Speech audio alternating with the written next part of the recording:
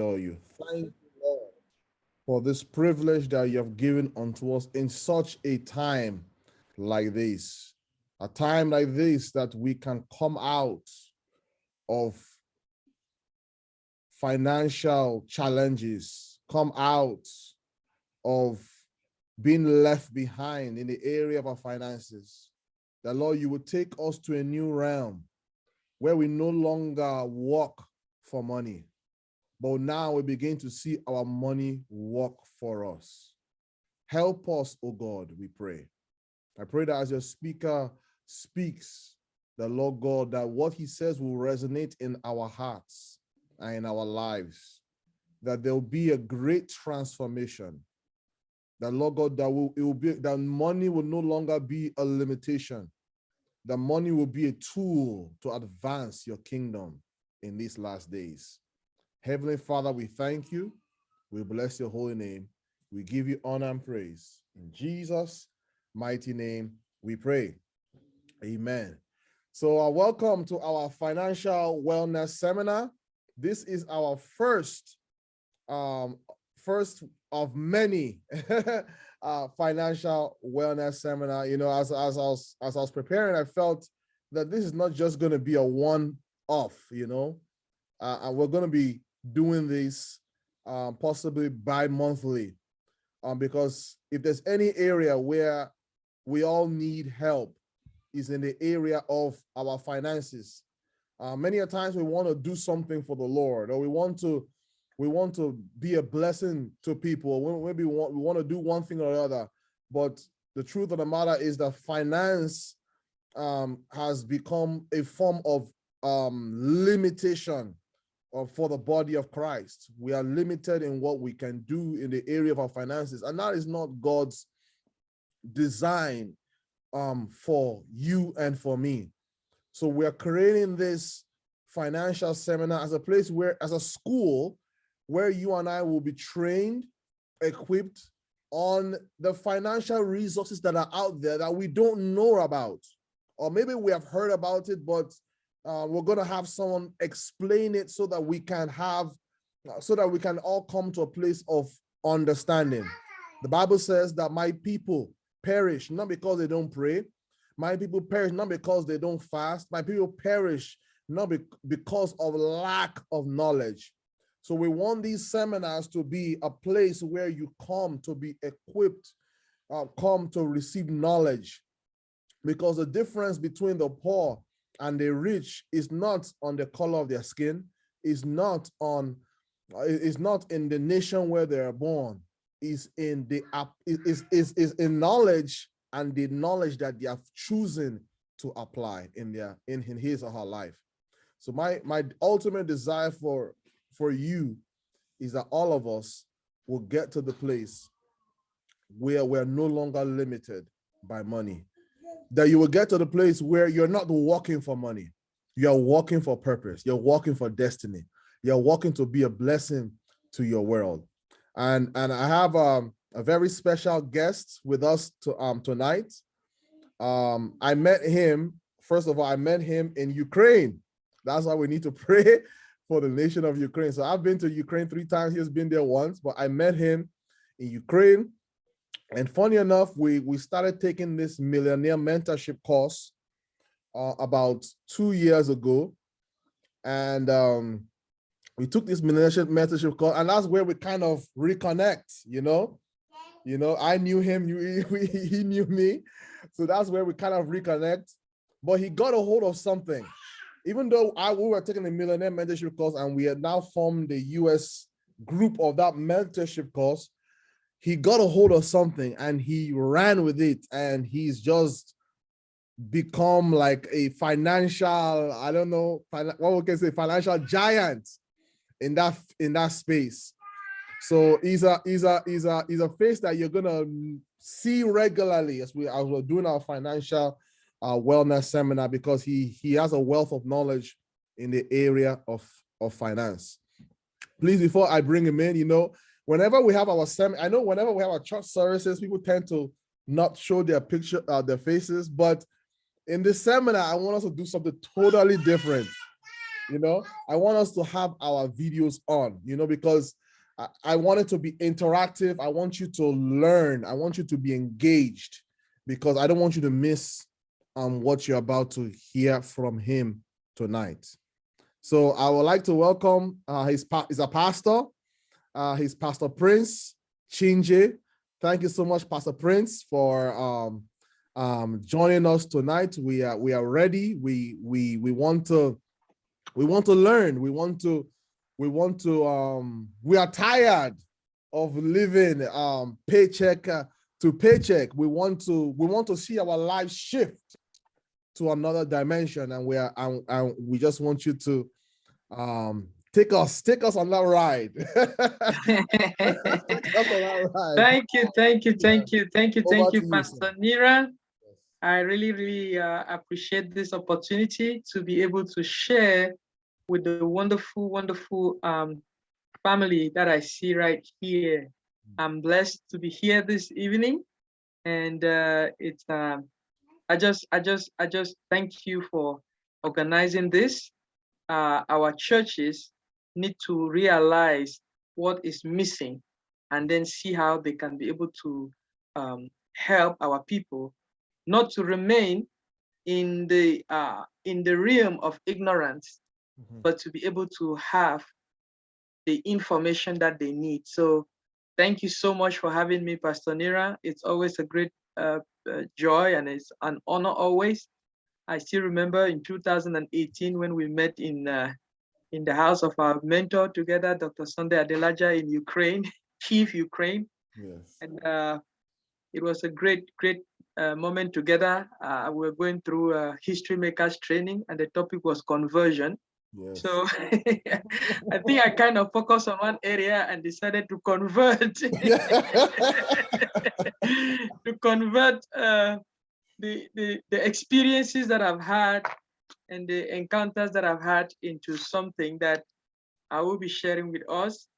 We don't find ourselves, we discover ourselves. So maybe as I'm going to be sharing, you're going to discover something about yourself that you did not know. So hey, it's a wonderful opportunity, and I'm going to break down my presentation this evening into just two parts. The first part, I will talk about concepts and principles and laws, and then the second part, I will show you an illustration, which I consider the path to wealth, how you can go from point A with poverty or with meager means or with struggling, and get to point B where you have abundance. You remember when our Lord Jesus came, he said, I came that you may have life and have it more abundantly. So it's in that light that I believe in, that the church needs to be a church of abundance. When the children of Israel left Egypt, they didn't leave Egypt poor. They plundered Egypt.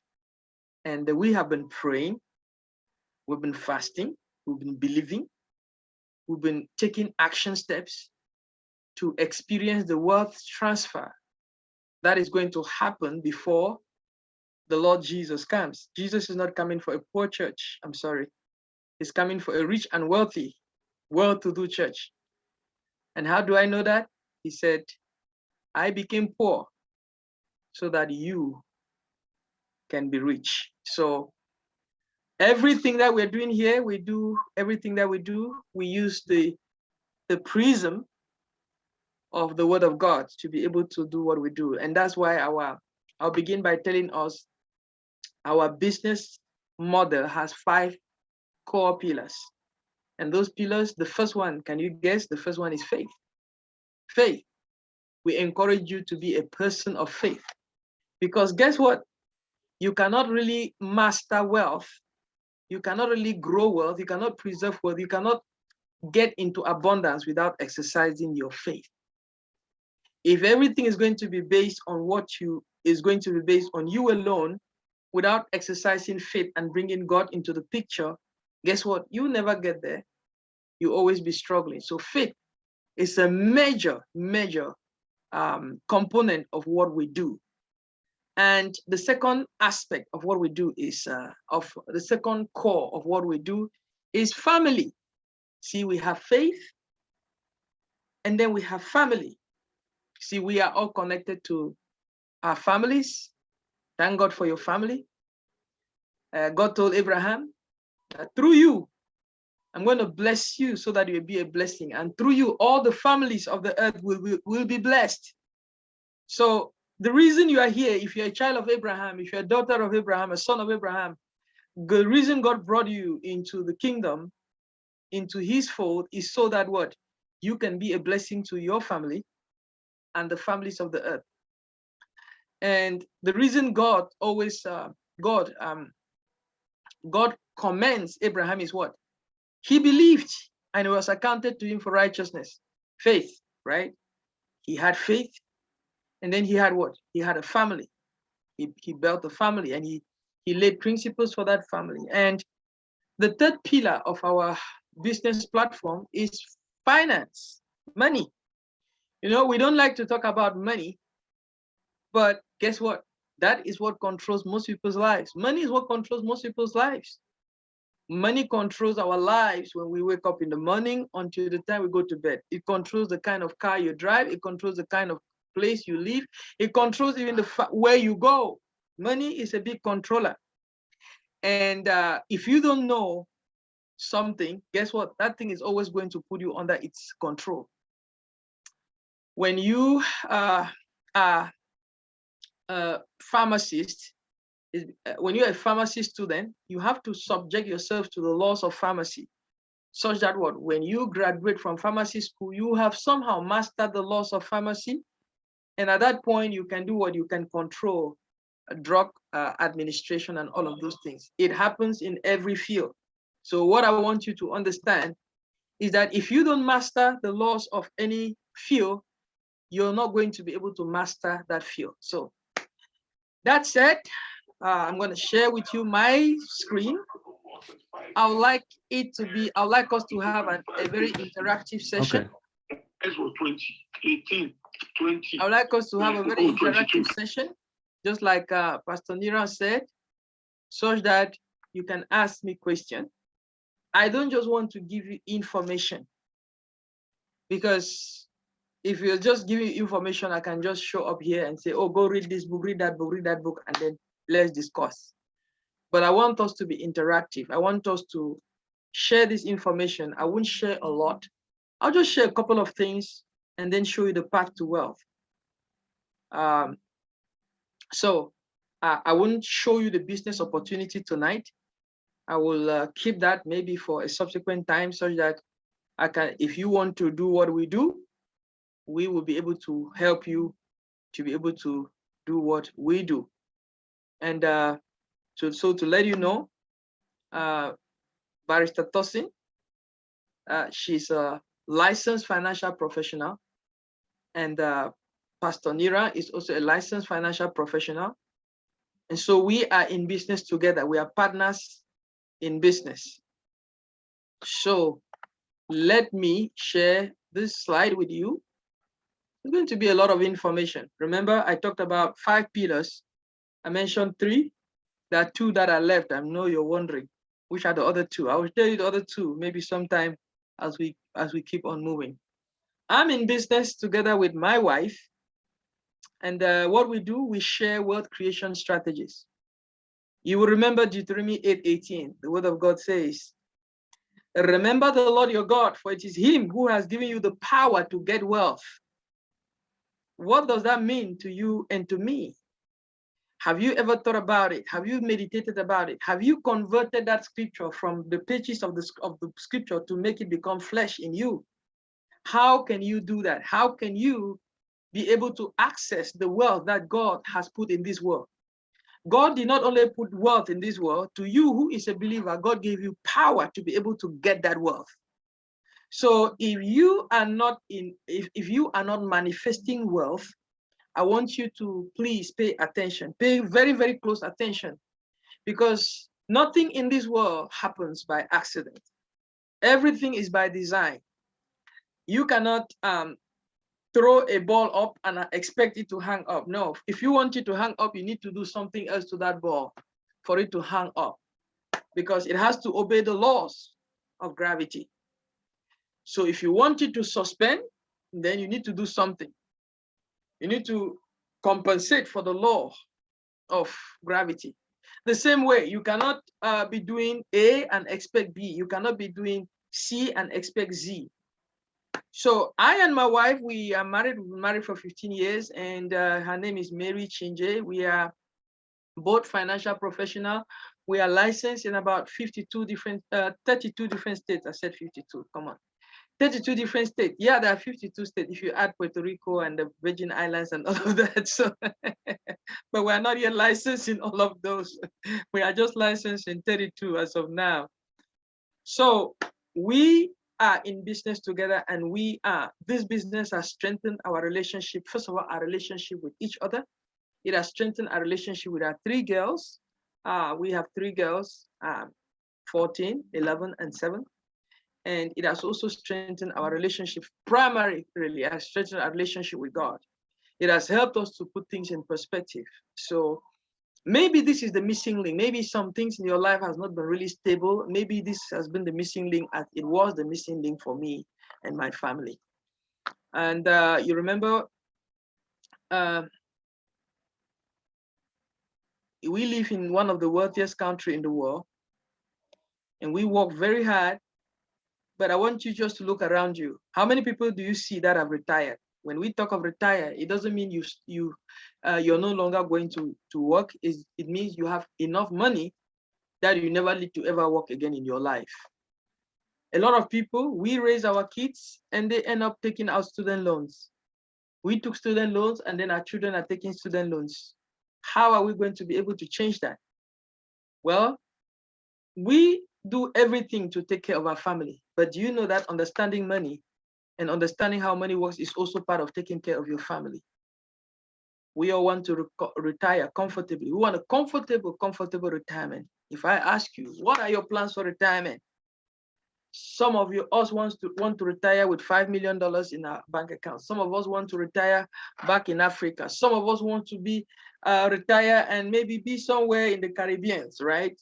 Some want to retire and maybe be able to travel the world and do ministry. We all want a comfortable retirement. But what is your plan?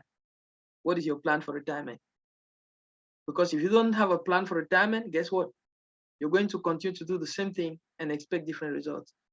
You should understand that you have to take responsibility, because nobody's interested in your future than you. Most of us, our retirement plan was crafted by somebody else, by our employer. Think your employer is interested in giving you a retirement plan that is going to take you to retirement? I doubt it. And you see, Jesus himself told us, Matthew 6:24, no one can serve two masters. For either you will hate the one and love the other, or else you will be loyal to one and despise the other. You cannot serve God and what? Mammon. You cannot serve God and who? Money. So I want us to be upfront and straight. What I'm going to share with you is going to make money your slave. What I'm going to share with you is going to put money under your feet. What we are sharing with you is to show you how you can make money literally beg you. Make money become your slave. Money is a bad master, but a very good slave. Because what? Money is the answer. Money answers all things, like Solomon said. But I want you to also understand that money controls people. Almost everything that is happening in the world today is tied to money. If you had money, if you had more than enough money, your life would be very, very different. So what is stopping you? Let's break that barrier this evening. Let's begin to break that barrier. I want you to understand this is not a get rich quick scheme, because guess what? Taking care of your family, understanding money, understanding how it works is part of taking care of your family. That is your responsibility. Your employer will not teach you these things. What I'm going to share with you this evening, you've never heard it from school, from the 4 walls of a school, from getting a degree, or from going into a career program. You've never heard it. Because guess what? Wealth is not taught in schools. Wealth is taught by those who become so hungry that they go on a hunt to find out what they can do to be wealthy. If you've not yet gone on a hunt yet, I want you to know that our Pastor Nira and the Barrister Tosin, Sister Tosin, they brought They brought me so that I can be able to share with you something that will change you, change your family, change your life, change your destiny if you are open to it. So guess what? If your mind is not open as a parachute, if a parachute is not open, guess what? It won't work. I want you to have an open mind. There's a lot of things that you've heard about money, and you've been conditioned a certain way when it comes to money. But I want you to know that what? To understand money is your responsibility. It's not your employer's responsibility, not your teacher's responsibility, not even your colleague's responsibility. It is your responsibility to understand how it works. And when you understand money and understand how it works, guess what? You understand how you can make money to work for you. This last statement is very, very powerful. And I want you to know there are two categories of families in America, right? We have classified them as family A and family B. Our mission, if you're wondering why we do what we do, is no family left behind. Because in this country, 95% of people have been left behind. And I'll show you how they've been left behind. There's a category of people I call them the working class. They are 95% of Americans. They are called the middle America. This particular group of people, they make about 100,000 or less a year. They have a job and they put money in the bank. They have a term life insurance. They rent a home. They have 401k type plan. They have credit card debt. They pay the highest amount of taxes and they don't have a plan. They don't have no financial plan. This is the majority of the population. They just do the same thing that they see everybody doing. They never bother to find out, to figure out, to research, to ask themselves, where am I going to end up 10 years from today? They are the working class. Why? Because they work for their money. You may be asking, Pastor, is there any other way for you to make money without working for it? Yes, there's another way for you to make money without working for it. And in what way is that? That's why I came. I came to show you how you can be able to make money without working for it. It sounds like blasphemy, right? It sounds like it's not possible. But if you're open, you will be able to see something that you've never quite understood in your life. You'll be able to see something that will definitely change the way you've been doing things. All of us are here to learn, right? We are here to learn. And I came to United States when I was in my 30s.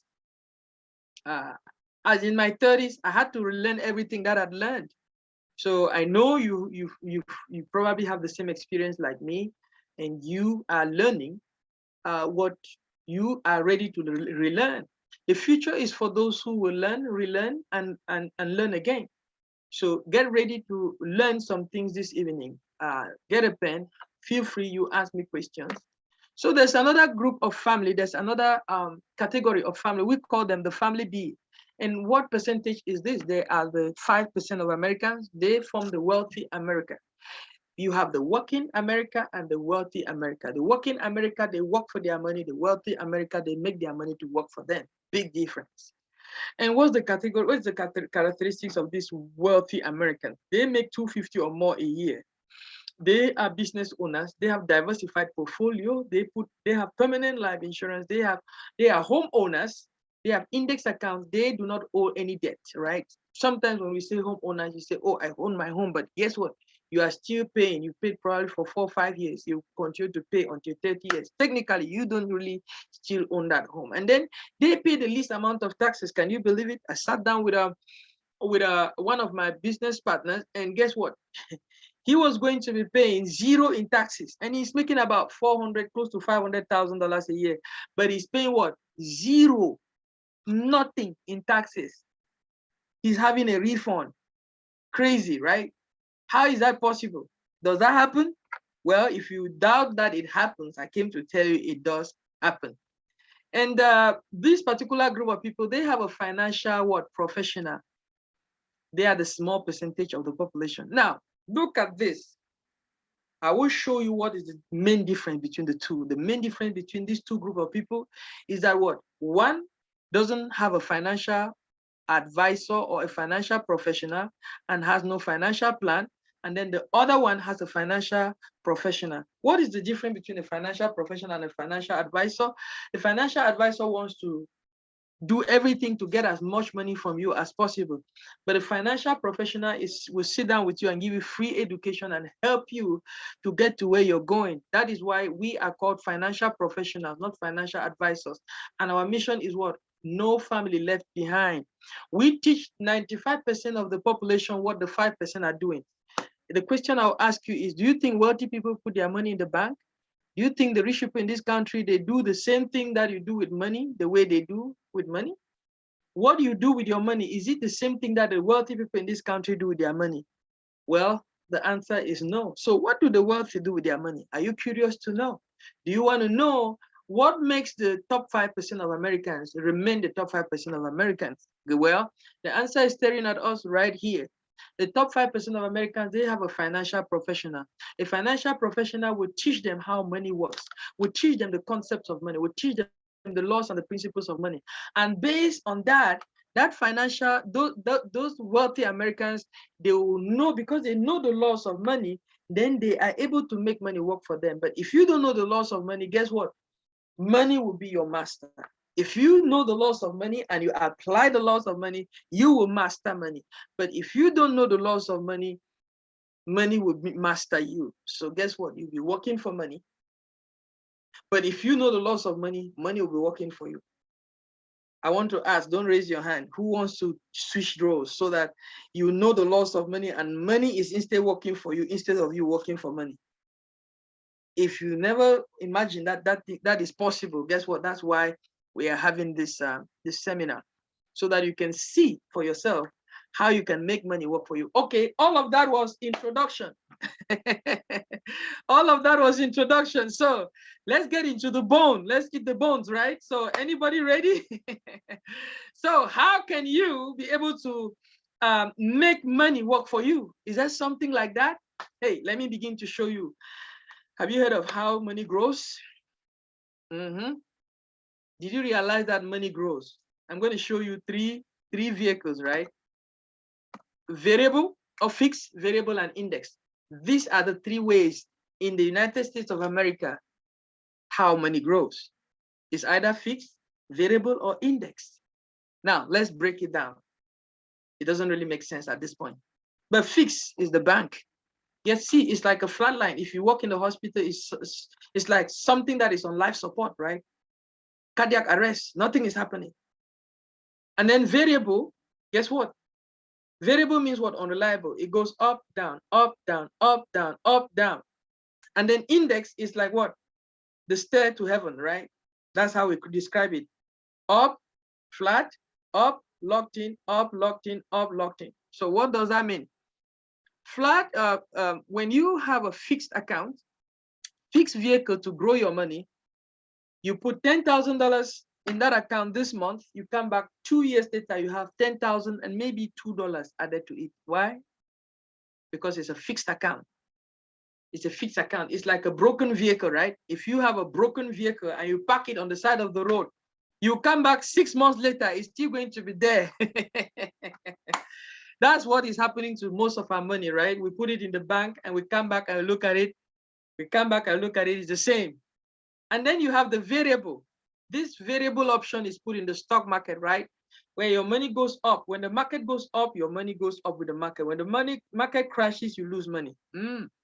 Right now, the war is going on in Ukraine. And guess what? The market is tanking. The market crashed in 2000, 2001, 2002. People lost about 44%. It means that if you had $1 million in your stock, in your variable account, which is maybe stocks, bonds, cryptocurrency, Roth IRA, 401k, 403b, if you had money sitting in those variable accounts, guess what? You would have lost about 440,000 within 3 years.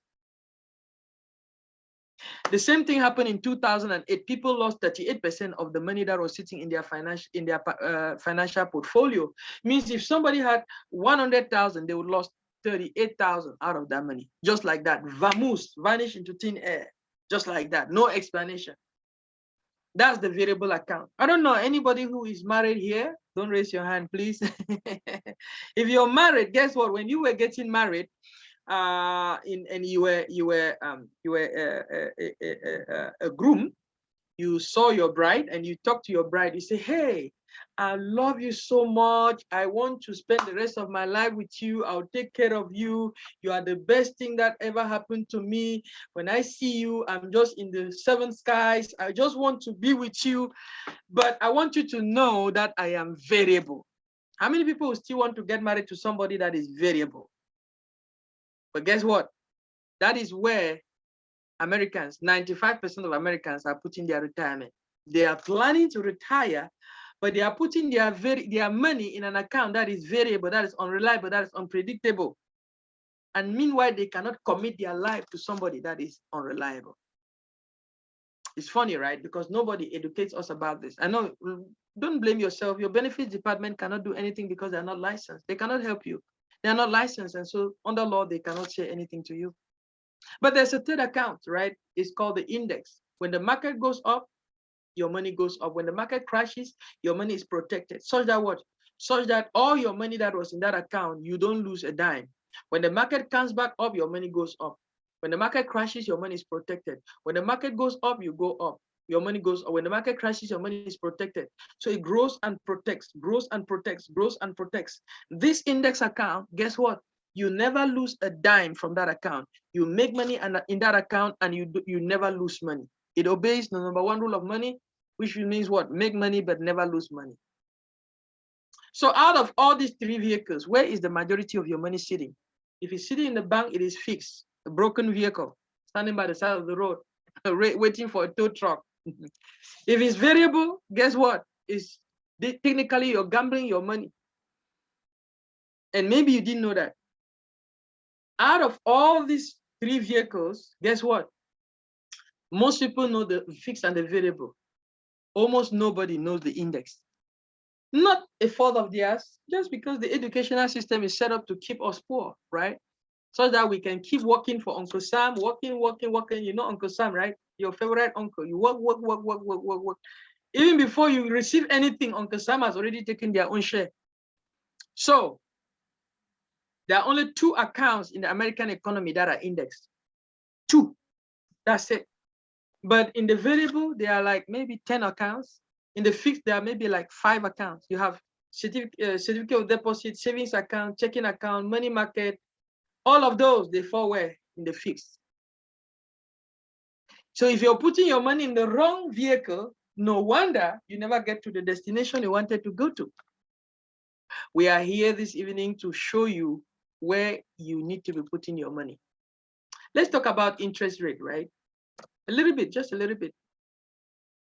It's called the rule of 72. What does the rule of 72 mean? It means that if you put your money in an account, the interest rate on that account divided by 72 give you the number of years that's going to take for your money to double. So if your interest rate in that account is 1%, 72 divided by 1 is 72 years. So $10,000 is going to double in 72 years. If somebody is 29 years old and they put $10,000 in that account, they will have $20,000 at the age of 101. Do you know what is the interest rate in your checking account? The interest rate in your checking account is 0.01. In your savings account is 0.02. The national average is 0.02, right?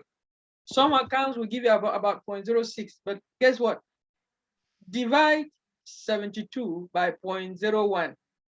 That is 720 years. Even Methuselah, right? Well, for you to double your money, right? We're teaching you how you can make your money grow for you without you working for it. You work hard for the money already. So guess what?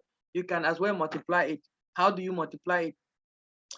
An account that has 4% gives you takes 18 years to double. An account that has 6% takes 12 years to double. An account that has 12% takes 6 years to double. Do the math. 72 divided by 4 is 18. 72 divided by 6 is 12. 72 divided by 12 is 6. So if somebody, the same person, imagine we are 9 of us on this call tonight, right? Imagine you take 72, you take your 10,000, you put in an account that is 1%. You take 10,000, put in an account that is 4%, 6%, 12%. Who wants to be in the account that is 12%?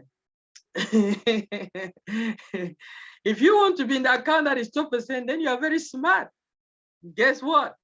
You just put 10,000. After every 6 years, your money is doubling, right? Your money is doubling. Those are the rules of money. At the age of 71, you have $1.2 million sitting in your account, staring at you. Now, who knows an account that gives you 12% interest rate? Almost nobody, right? Almost nobody. Why? Do you think there's an account that can give you interest rate more than what the bank is giving you? Most people have their money sitting in the bank. They are probably putting in certificate of deposit or money market. You can have maybe 1%, 2%, 0.3%. And the bank is really like telling you, this is wonderful, this is great. Guess what? You don't know what you don't know. You don't know what you don't know. But guess what? We know accounts that you can put your money in there and you have 12%, you have 15%, you have 20%. No brainer, right?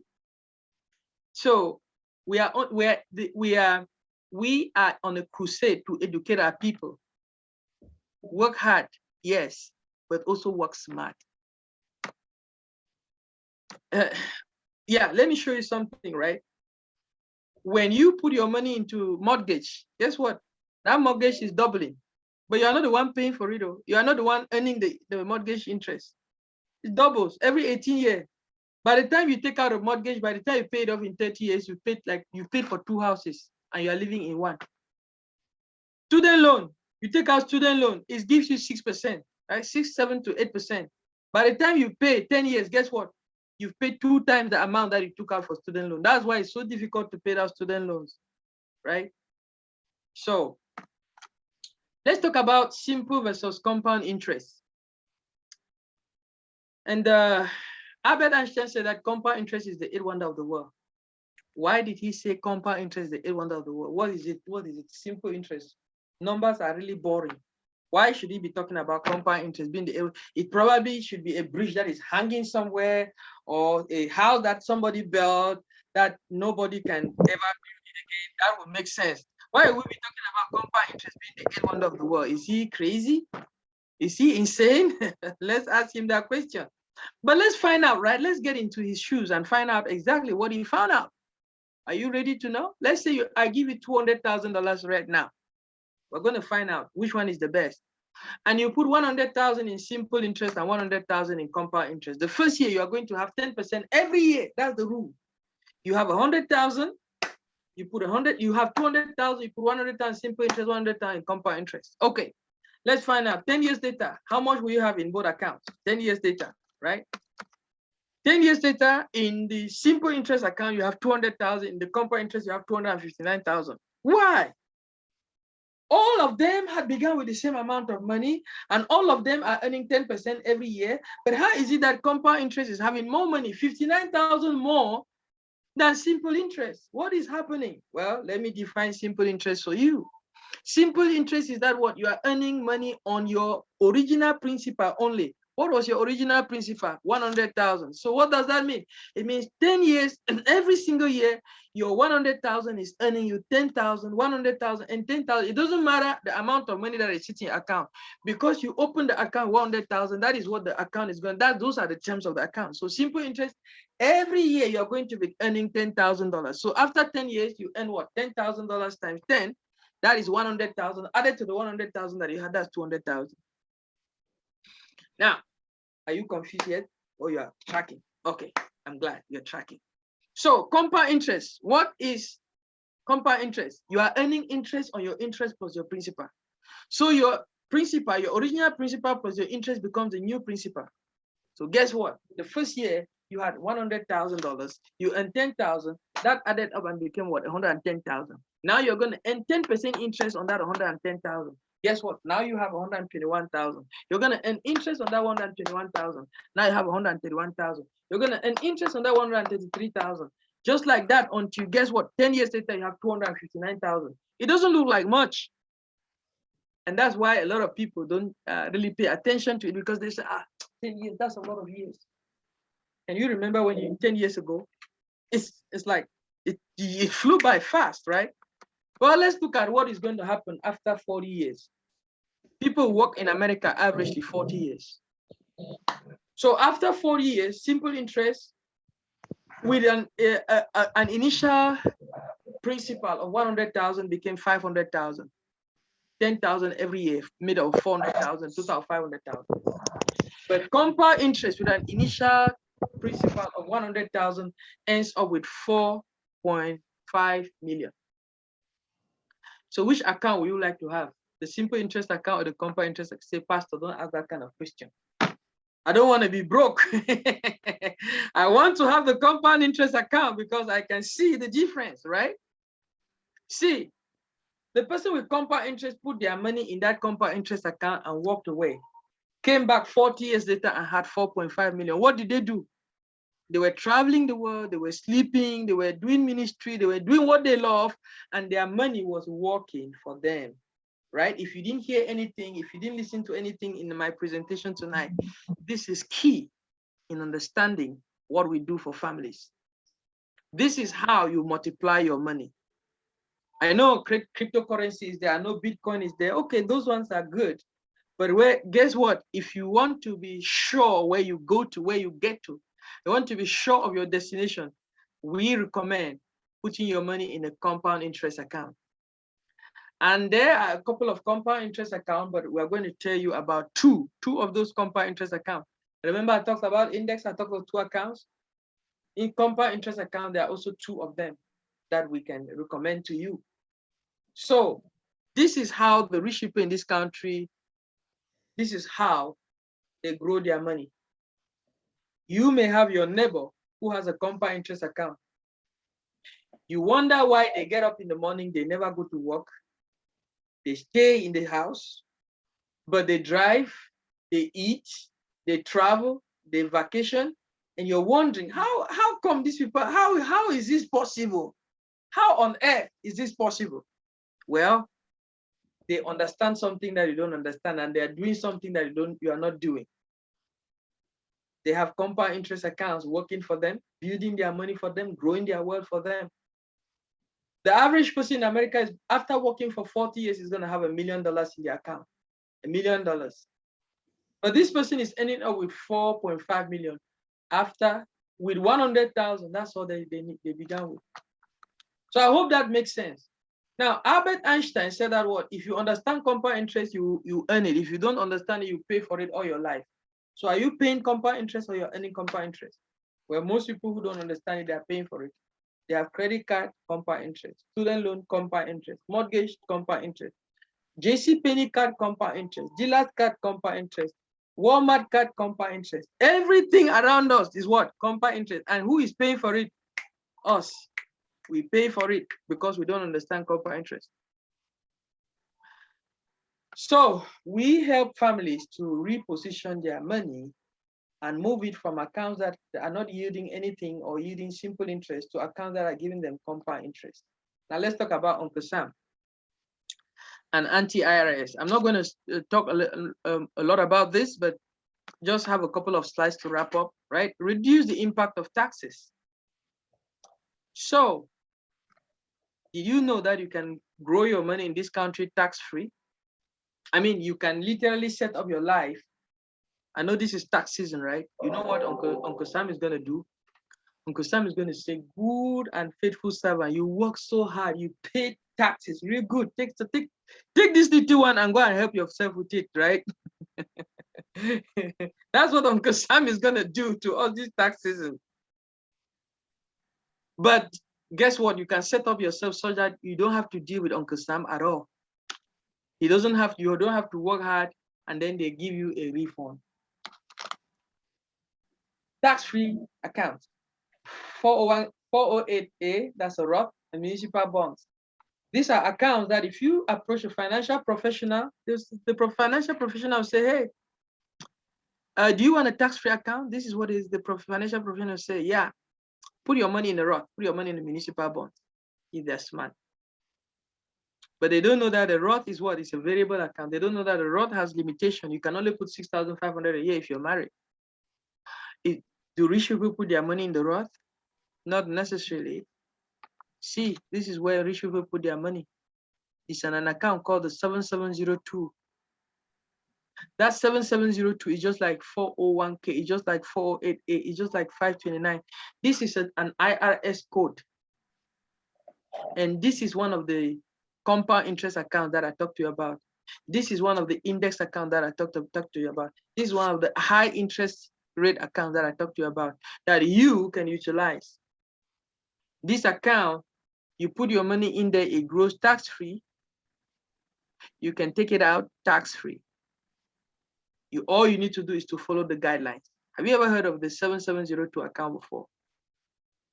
This is an account that has a tax, that has an IRC code and an internal revenue code attached to it. How come you've heard of Roth 488? How come you've probably heard of municipal bonds? How come you've heard of 401k, 403b? How come you've heard of 529? How come you've heard of all those other accounts, but you've never heard of the most important account that you needed to know, 7702? That's why we are doing this seminar, so you can be able to get abreast of the facts, of the information that the wealthy are using. The wealthy, they use this account to grow and protect their wealth. It's called an IUL. Now let's talk about kids, right? Some of us have children. And most people in this country, when you go to the bank and ask the people at the bank, hey, what account can I put my money in there? Can I save for children's college? What are they going to tell you? Put it in a 529. They don't understand what a 529 is. A 529 is a variable account. A 529 grosses about 2% a year. A 529 would cut short the chances to have Pell Grants and things like that. A 529 is only limited to educational funds only. Is that where the wealthy people are putting their money? Where do they put their money? Guess what? There's another account called the $1 Million Baby. This account called the $1 Million Baby allows the wealthy, and it's not only for the wealthy. You can, everything that we're sharing to you this evening, we're giving you the power to get wealth.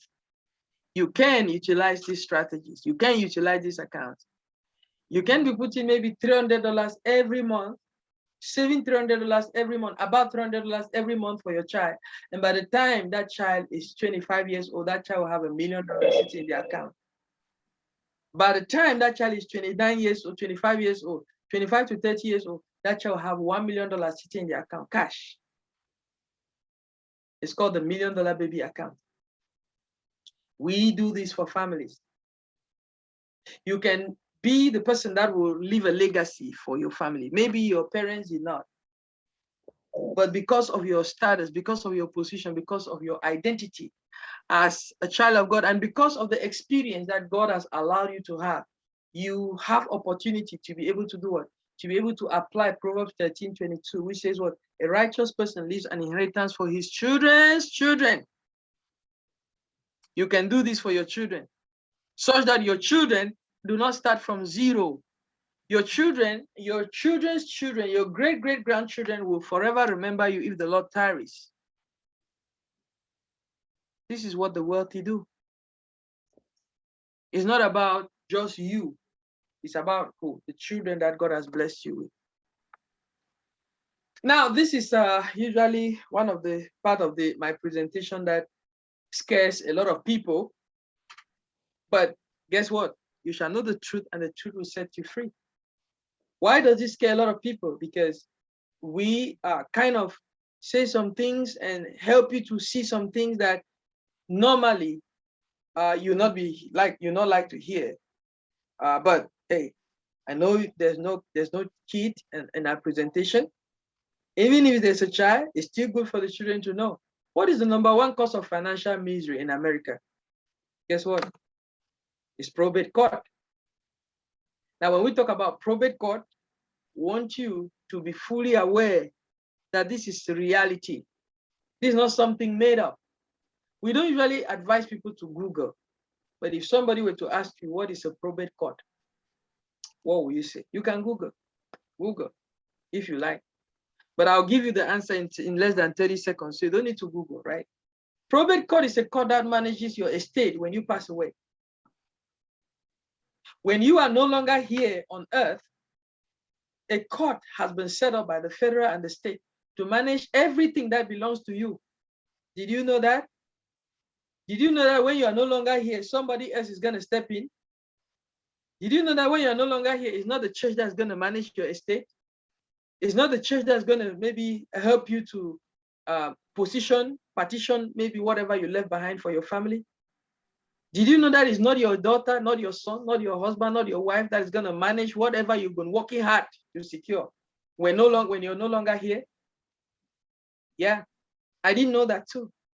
I was making the same error until I came across this information. You probably are wondering, how come 10,000 people start a GoFundMe in America every single day? It's not your fault. It's a system that is meant to keep people in financial ignorance and consequently in slavery.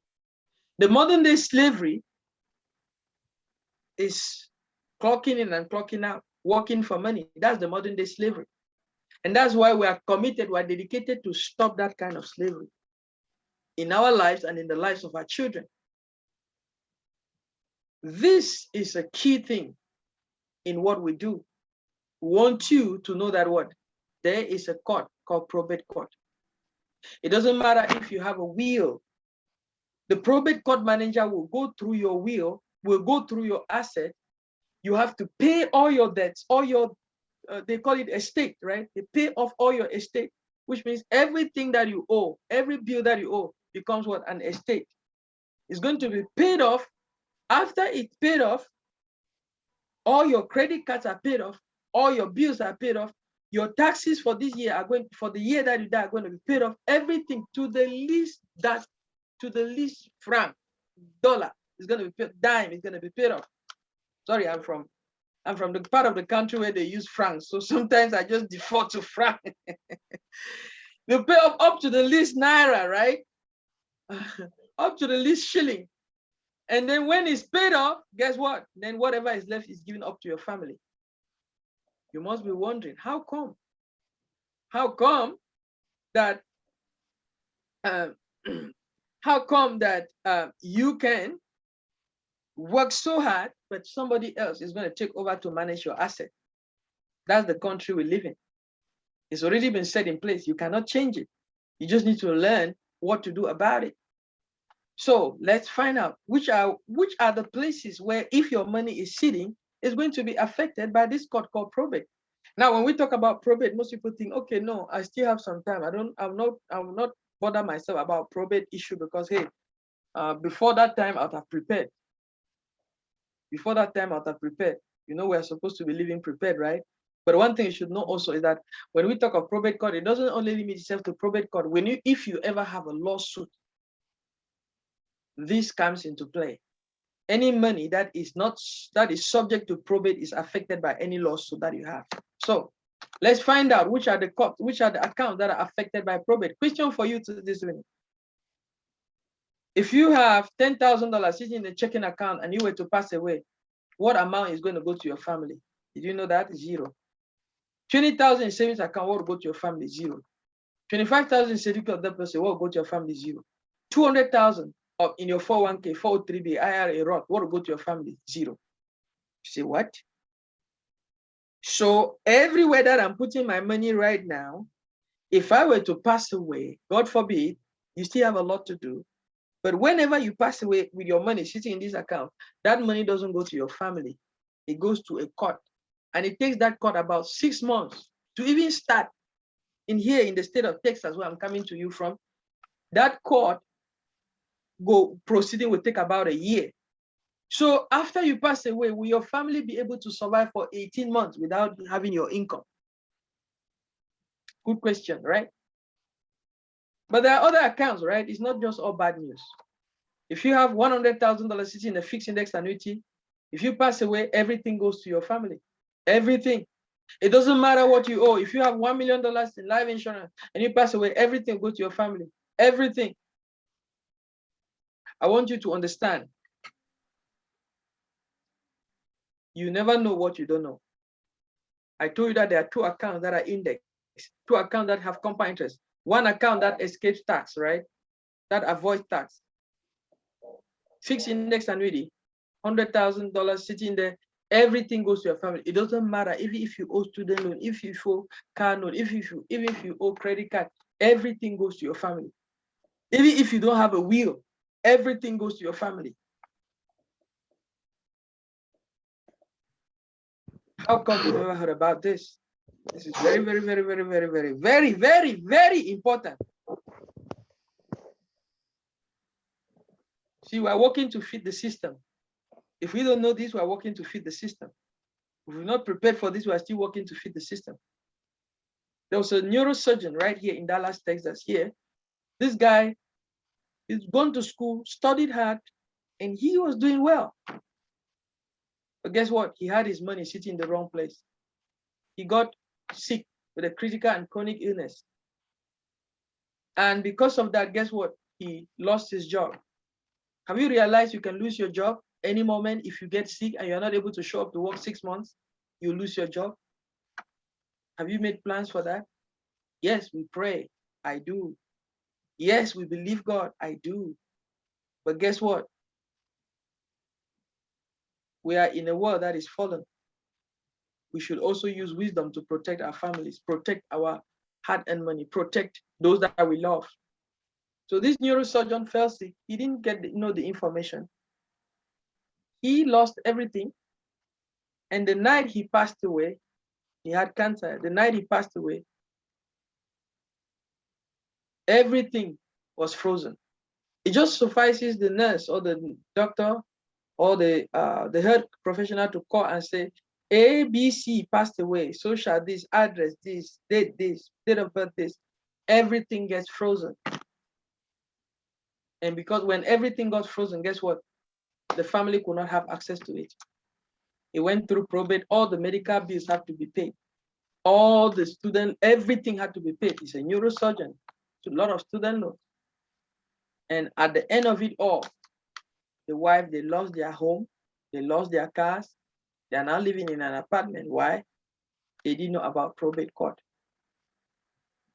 What we're telling you is very, very important. We've seen it over and over in our community. One of our business partners was telling us he just lost the mother. And the mother, guess what? Had money sitting in sitting in the bank account. And when she lost the mother, because she knew the information, she ran and went to the bank and took out the money very fast.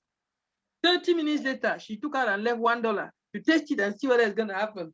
30 minutes later, she went back and she could not take out even that $1. All the accounts were frozen. It's something that we should be aware of, right? So we also do rollovers. We help you roll over your money. This is a compound interest account. It's an index account where if you have a 401k sitting in the wrong account, we can help you roll it over. You don't pay no taxes, no penalty. You instead have a bonus. This month of March, there's a special bonus that's running. You have a bonus to be able to add on top of your capital, on top of your money that you roll over, and you have more money. Why? Because the companies, they want your money to be able to use it to grow. They make profit, you also gain.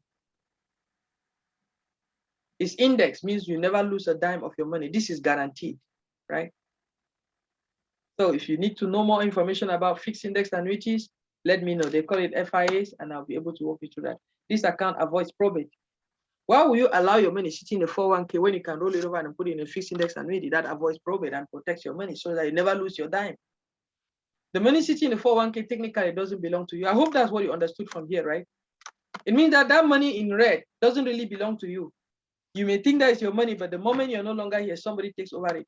That's just what it means. So finally, let me share with you this last slide of mine. Almost last slide. I still have one or two more or so. Income protection. We live in a country where there's a lot of diseases that attack us, right? How have you prepared yourself such that in case of anything, your income will be protected and you'll be able to do what? You'll be able to still have income for your family, no matter what happens. That's what we call income protection. Do you have an income protection account? So if you have a chronic or critical illness is you're no longer able to do 2 of your activities of daily living. Critical illness is what? You have a heart attack, you have a stroke, cancer, end-stage renal disease. I'm a pastor, right? I have somebody in my church who had a stroke. Does it mean we're not praying? No. But were they prepared? They were not. This country is so stressful. You don't want to have a stroke. You don't want to stress yourself. You know, there are some times when you feel like you are so much overwhelmed. Yeah, if you get to that point, you need to take a rest. Cut off from everything and rest, because that's dangerous, right? But guess what? Sometimes you are by yourself. You don't have nobody else to lean on. So you only have to keep pushing. You only have to trust God. And sometimes your body snaps, right? And sometimes you're doing everything right. You're exercising, you're doing everything right. And for no reason, you have a bad diagnosis, right? The doctor report comes in. As we believe God to cancel the doctor's report, guess what? Most people in this country, most wealthy people in this country, when they get a bad report like a critical chronic illness, they don't become poor, they become rich. How? How do they become rich when they have a critical or chronic illness? I'm going to show you how. We will show you how. They have what we call life insurance with living benefits. I know, life insurance? Sophia, that's not for me. Why? Because the moment you hear life insurance, some people might be offended, feel offended about this. But no, it's because you don't understand. The moment you hear life insurance, the first thing that comes into your mind is death. We say life insurance, but the moment it comes into your mind, you hear it, you think about that. How come? It's misinformation. And we're here to correct that, right? Life insurance is not about death. Life insurance is about life. It's about life. That's why we even talk of life insurance with living benefits attached to it. So what is this life insurance with living benefits? Well, I'll break it down to you. You see the lady with crutches, she's gonna go back to work because she just had a sprain. She has what we call disability insurance at work. Her insurance at work is group life insurance, and it's giving her some coverage, short-term disability of 3 months, long-term disability of 6 months. After 6 months, guess what? She'll have to go back to work or she's going to be fired from her job. Now, she is fine. The company is going to pay about 50 to 60% of her income. She will still be able to have a health coverage, health insurance coverage, and all of that will still be fine. But what about the gentleman who is on tubes? Guess what? He's not going to be able to go back to work within 6 months. You know what's going to happen? The company is going to tell him, hey, we are no longer able to keep you. Please go and take care of yourself. When you feel well, then you can come back. We'll be able to hire you. You always have your spot. That's a polite way of telling you, go and die by yourself, right? That's what happens in this country every day. So people who say, oh, I have insurance at work, so this is not for me. You're mistaken, because that insurance at work, the company will fire you when you need it the most. He will lose his health insurance and he will lose his disability insurance. No dime will be coming to him. We had one guy like this in our community, right here in Dallas-Fort Worth.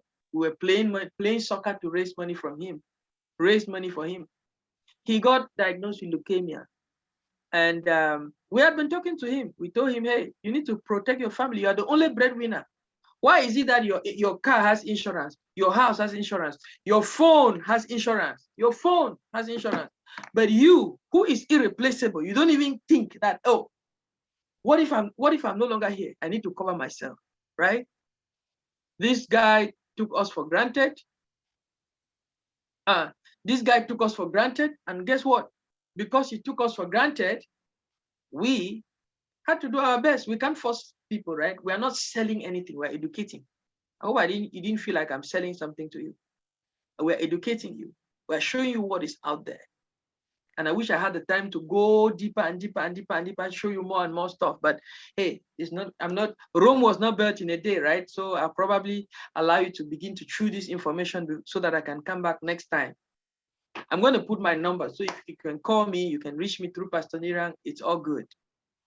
Just let me know. If you call me, just let me know, hey, I'm from Pastor Nirang's church. I'll say, yay, that's the church. That's the church. That's the church that is ready to break the back of Satan, ready to turn things around and make become a powerhouse, a financial powerhouse for the kingdom of God, right?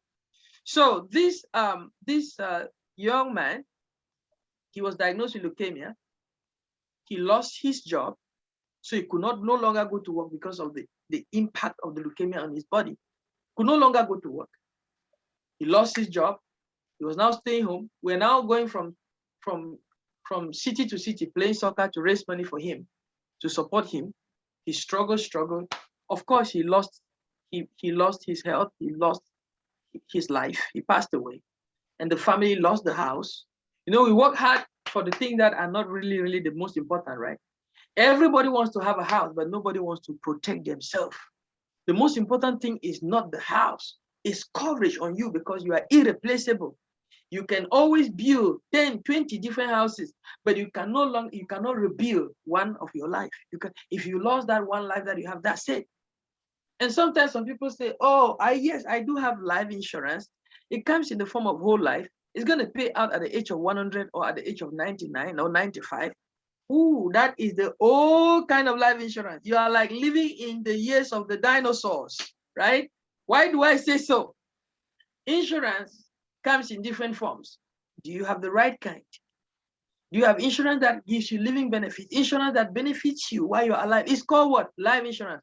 Whole life insurance is death insurance. It only pays out when you die. That's why we don't like it. That's why people in our community, if you have it, I applaud you, right?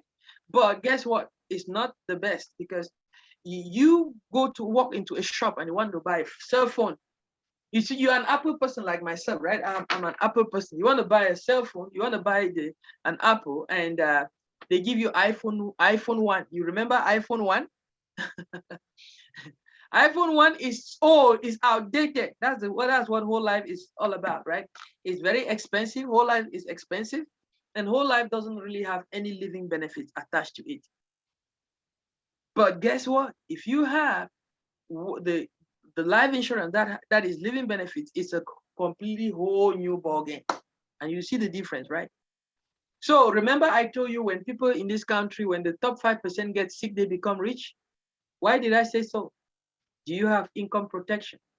You and your husband, or you and your wife, you're working very hard. You'll be able to meet up with financial needs. What if one person falls sick? Would the other person be able to maintain the financial responsibilities of the home? Likely, most likely not. So what are you planning? What's your plan? What's your strategy? Well, that's why we came to share with you. Will you consider having life insurance with living benefits? That will help you to protect your family. It will benefit you while you're still alive. What does it mean? It means that if you have a critical or chronic illness and you have this coverage, guess what? The company pays you 90% of the money to take care of yourself while you're alive. So let me tell you the story of Scott. Scott is a financial professional. Scott is a financial professional, and this guy is in Florida. He exercises about 3 times a day. He was having dinner with his family, but guess what? He had a health crisis. He said, call 911, call 911. They rushed him to the hospital. Guess what? He was having a heart attack. That's him right there. That's Scott right there in the hospital. Under doctor's supervision. Because he was having a heart attack. Remember, I said heart attack is a critical illness. The company paid him out a check. Which company is that? Transamerica Life Insurance Company. Gave him how much? $353,000. How many people here, if you have $353,000, you just say, ooh, oh yeah, I'm good. I'm out of here. I will not be doing this clock in, clock out anymore. I'm going to go do ministry for the rest of my life. Well, Scott, because he had this check paid out to him, he had life insurance.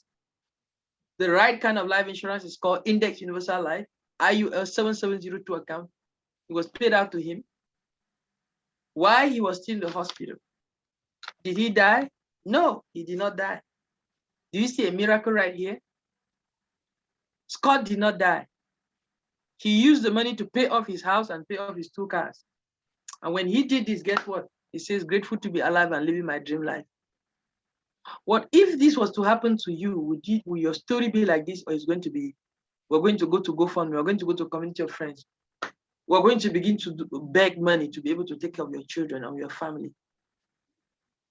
See, we are in America. Let's take advantage of what we have around us. This is the check of one of our business mentors. His name is Daniel Fombo. This check is $100,000. Where did it come from? Transamerica Life Insurance Company. This guy went into his account. He was building his house. He went into his account and took out $100,000 to put down as down payment for them to complete building his house. Now he was not sick, and he is not dead. He does not have any critical nor chronic illness. So even if you don't need it for critical or chronic illness, guess what? You can need it as your own personal bank. You see, whole life doesn't have compound interest that we're talking to you about. Whole life will gross about 3-4% simple interest. But what we're telling you is an account that will grow your money by compound interest, and it's tax-free. You can take it out tax-free. It comes with living benefits attached to it. I hope that makes sense. Maybe this is your first time hearing about this, right? You know why? Because it's a secret. I'm not the one saying it, right? This an article that I got online, legally cutting out the taxman in retirement. Let me read it with us. The life insurance industry has the best IRS approved. Did you hear that? The best IRS approved retirement savings plan today. What? How come life insurance and retirement on the same line, in the same sentence? How is that possible? How come life insurance and savings in the same sentence? How is that possible? How come life insurance and a plan, financial plan in the same sentence? How is that possible?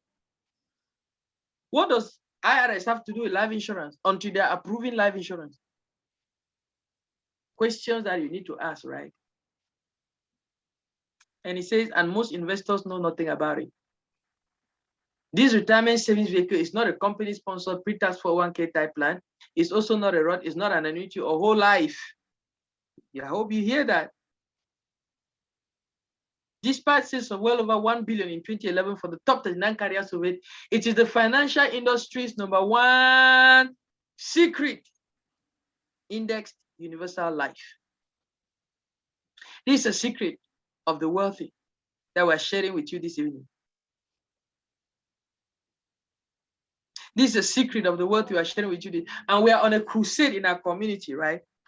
This is in 2011 in all of America. They only sold 1 billion to clients.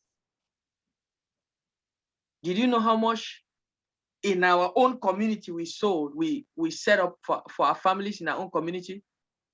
We call ourselves the Wakanda Nation. 2 billion in 2021. 2 billion. That's how valuable what I was telling you is. So in the next 10 years,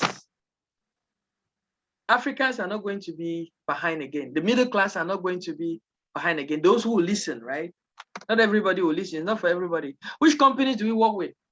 The power of choice, right? We give you the power of choice. Transamerica, Prudential, Aegon, right? All these companies are very, very important companies that we work with.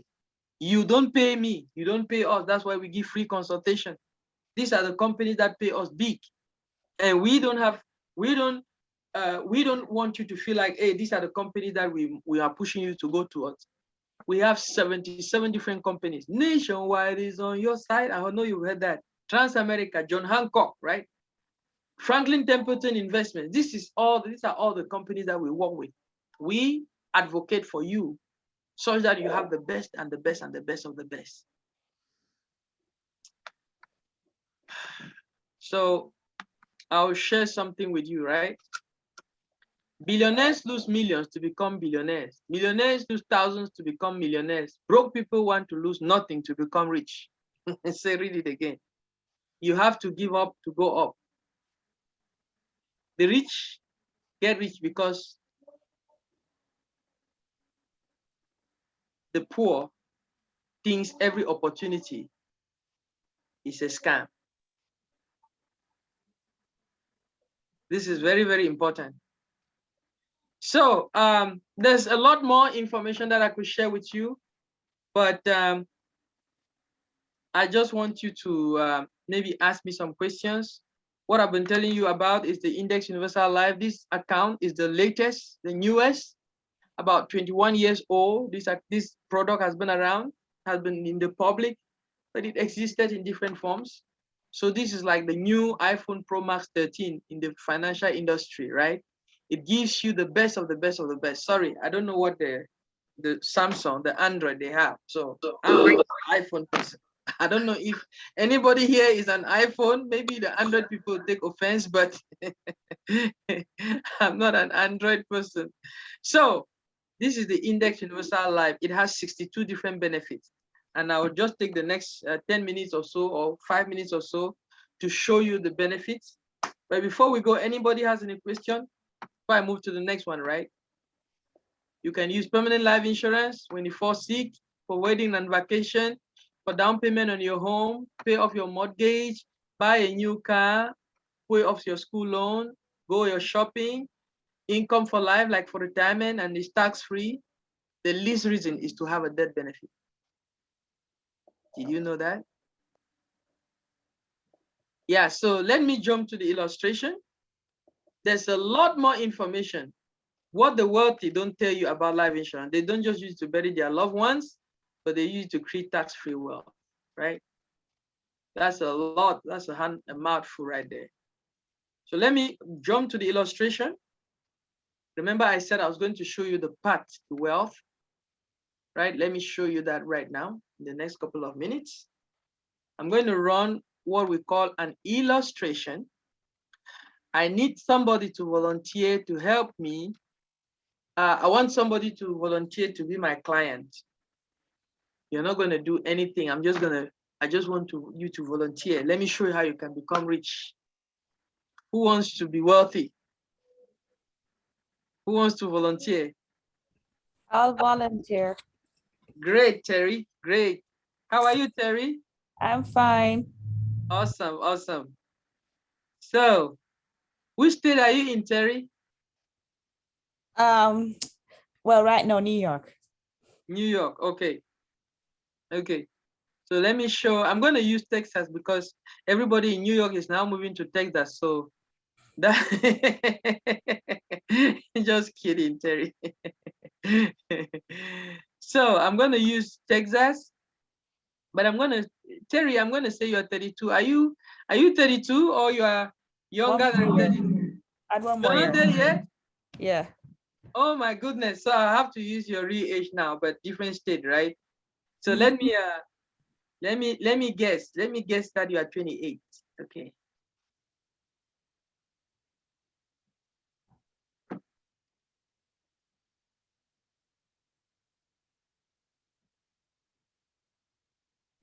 Oh, sorry, Pastor Prince, I think you're muted. Oh, he said hold on. Okay. All right, does anyone have questions? Please, it's very important, you know, when you have a teacher to have questions. He's going to be showing you an illustration, so I think it's back now. So over to you, sir. Okay. Yeah. Sorry, I had a call that was coming in from my mom. So you know, mothers are very, very important. So when mommy calls, you want to answer, right? So sorry about that. So hey Terry, 28, you feel comfortable with 28 or I should bring it to 25? 28. 28? Okay. So this account that this illustration that I'm going to show you, how much money would you like to have on retirement, Terry? Just tell me, don't worry about the amount. Just tell me, like, how much money you feel comfortable. If you're sitting somewhere for you, you feel like, okay, I have enough money. I can now check out and I do what I love to do. I don't have to work for money. I will let my money work for me, things like that. 2 million odd. Good job. That's excellent. Yeah. I was thinking that you say maybe 1 million, but you just said exactly what I was thinking. That's good. I'm glad. Hopefully I didn't put 20 million. Okay, yes, that's 2 million. Okay, Terry. I'm gonna give you 2 million right now, right? Okay. I'm gonna move 2 million from the financial institution is gonna guarantee you 2 million right now. Okay, you don't need to do anything. You just need to follow and see how you can be able to increase your net worth by 2 million instantly. That's what we do for families. We call it instant estate, right? So what is it gonna cost you? If you buy a house for $500,000, I don't know how it is in New York, but here in Texas, a house of 500,000, you'll be putting about $3,000 into that house a month. But let me show you how you can be able to bring into your life $2 million and putting just a meager, maybe less than 1,500 a month into that to be able to secure that $2 million.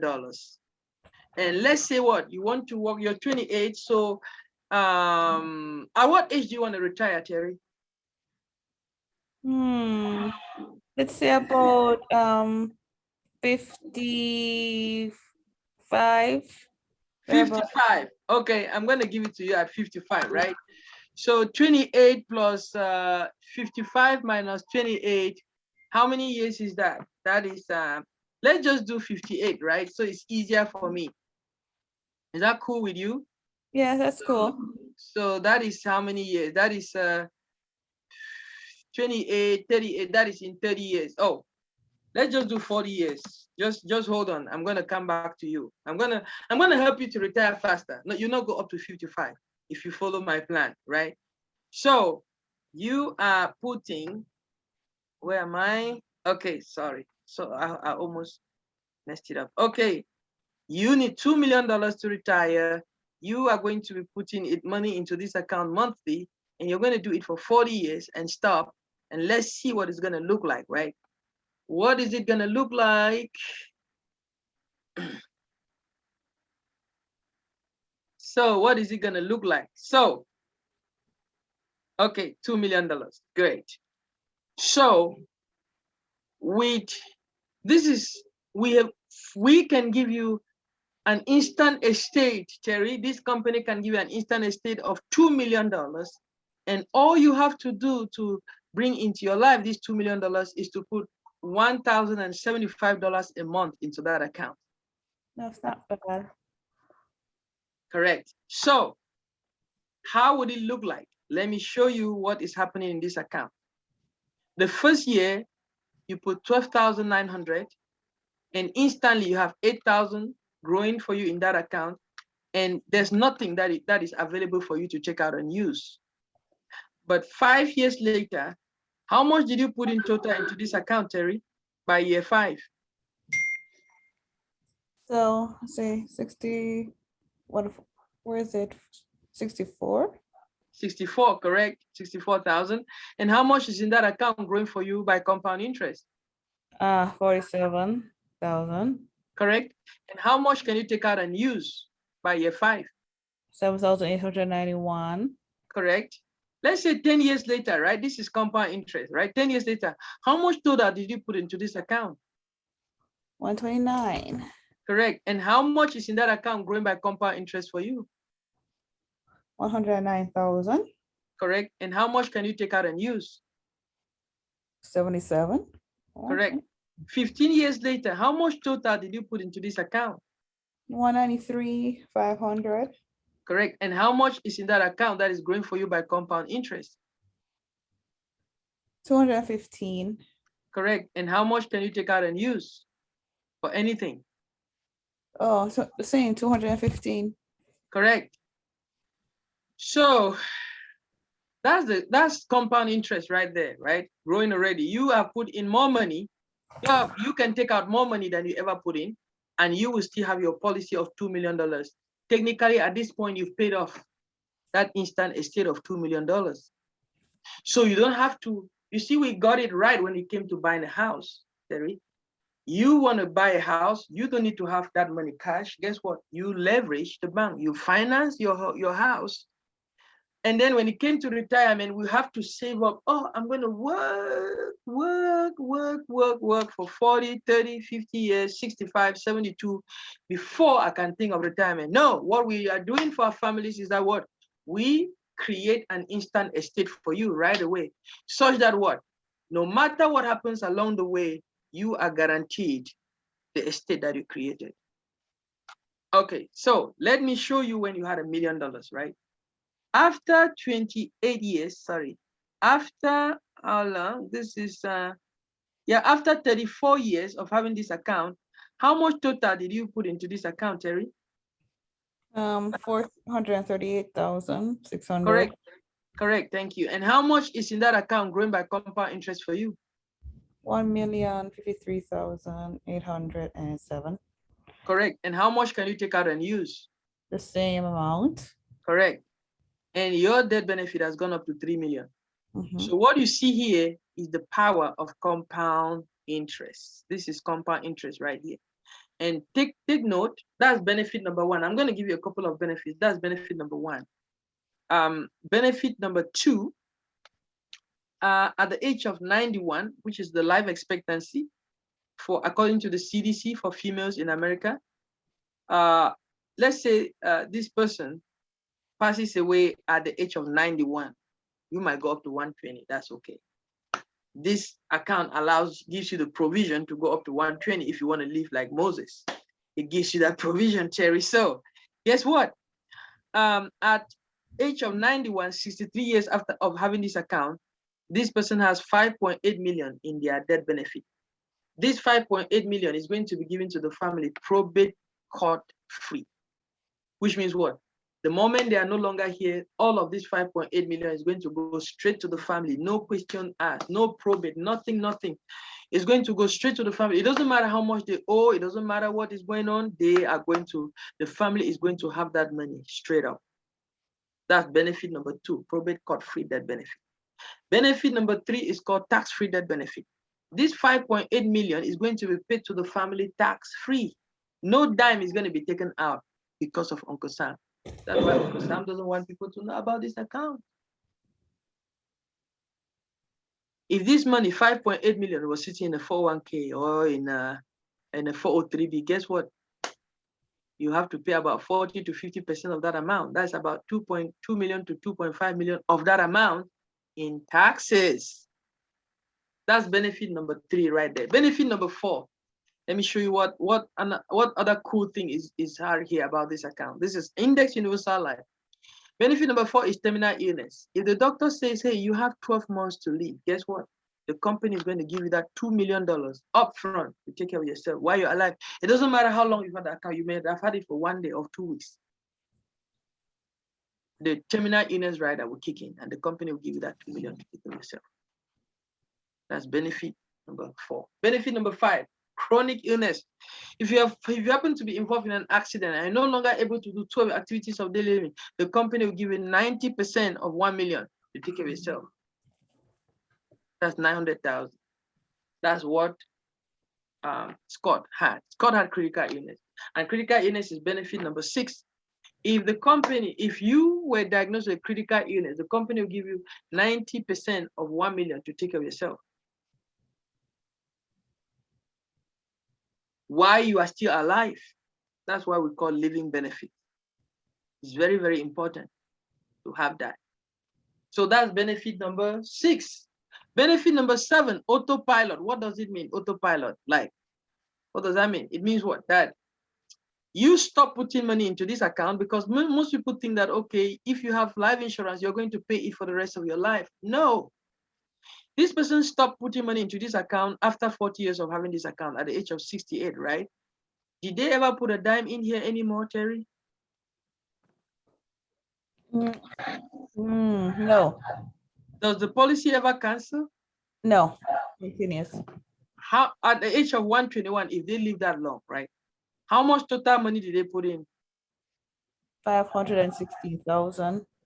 How much is in the account growing by compound interest for them? Oh, wow, 28,378,539. Correct. And how much can they take out and use? The same amount. What if they die? What is going to be paid to their family? The entire 28,360,000. Correct. Thank you, Terry. This is what we call wealth transfer. She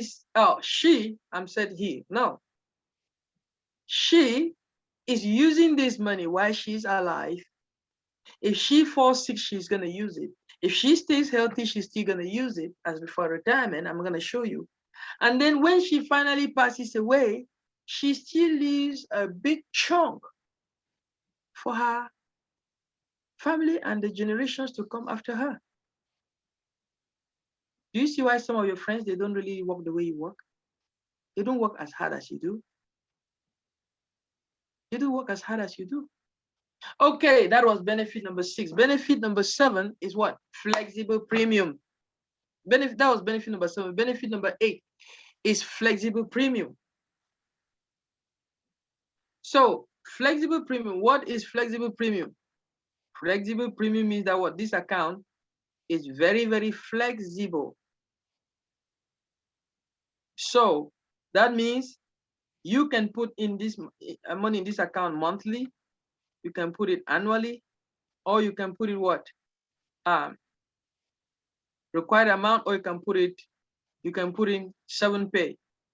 7-pay is the highest amount of money that you can put in this account. 7-pay is the highest amount of money that you can put in this account and not pay taxes on it. Now, before I go that, let me talk to you about loan and withdrawal. How can you take out money from this account? Remember, Terry, we said that you had $1 million, right? After 34 years of having this account, you have $1 million. Okay. Now, how can you use this money while you're alive? You can either do a withdrawal or a loan. When you do a withdrawal, they will take it from your policy value. When you do a loan, they will take it from your death benefit. Now, who wants to take the money from their policy value? If you don't understand, if you take the money from your policy value, what does that mean? It means that you are reducing the amount of money that is growing for you by compound interest. You're interrupting the growth for your money. So what we recommend is not to do a withdrawal, take out what they call a loan. How can you take out a loan from your own self? Will you ever refuse yourself a loan? This is a loan, it's just a description, it's just a loan. Why do they call it a loan? So that anti-IRS will not come after you. Uncle Sam will not think about you. They look at it on the paper, they say it's a loan. Meanwhile, guess what? You just turn around and took out money from one pocket and put it in your pocket and use it for whatever you want. So when you decide to take out a loan, guess what? They're going to take it from your death benefit. Why do they take it from your death benefit? So that the money is still sitting in your account growing for you. Why you took out 1 million. How much is left in your death benefit if you take out 1 million, Terry? 2 million. Correct, 2 million. And you don't have to pay the loan back. You don't need to do any credit score check. I'm a realtor, so I know how difficult it is to get a loan. You don't need no credit score check, no bank statements, no job history, no job verification, and all of those. You straight up phone call. I want 1 million from my policy account. They say, how do you want it? I want it as a loan.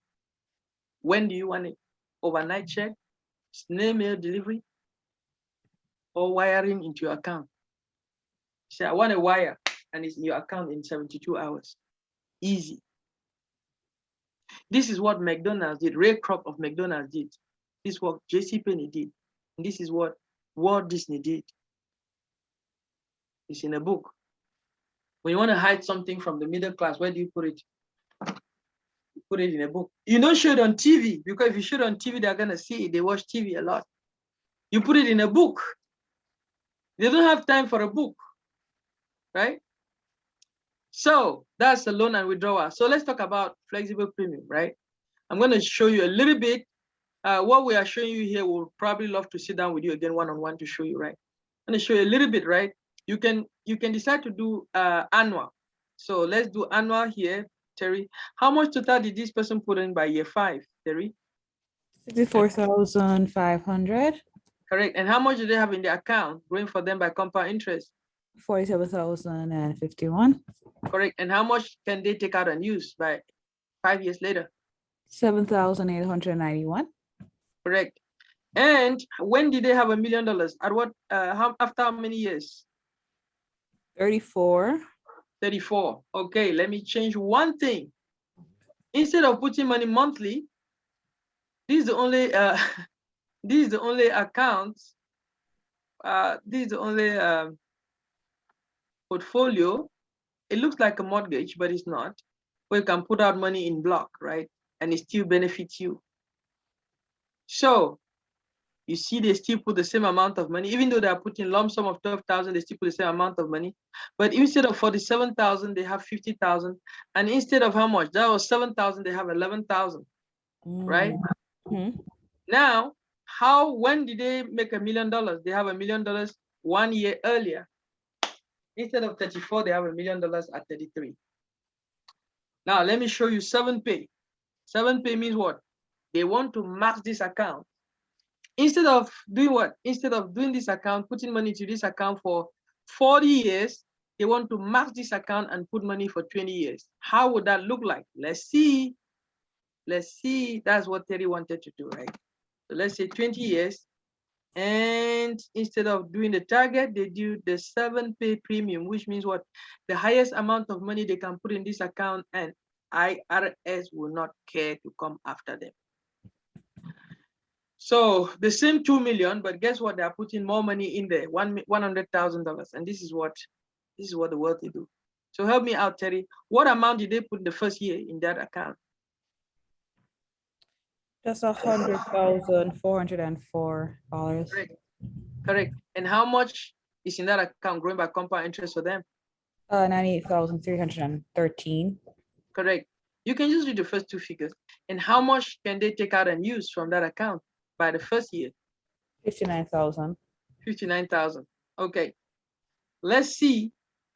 8 years later, how much total did they put in this account? Put in 100,000 every year.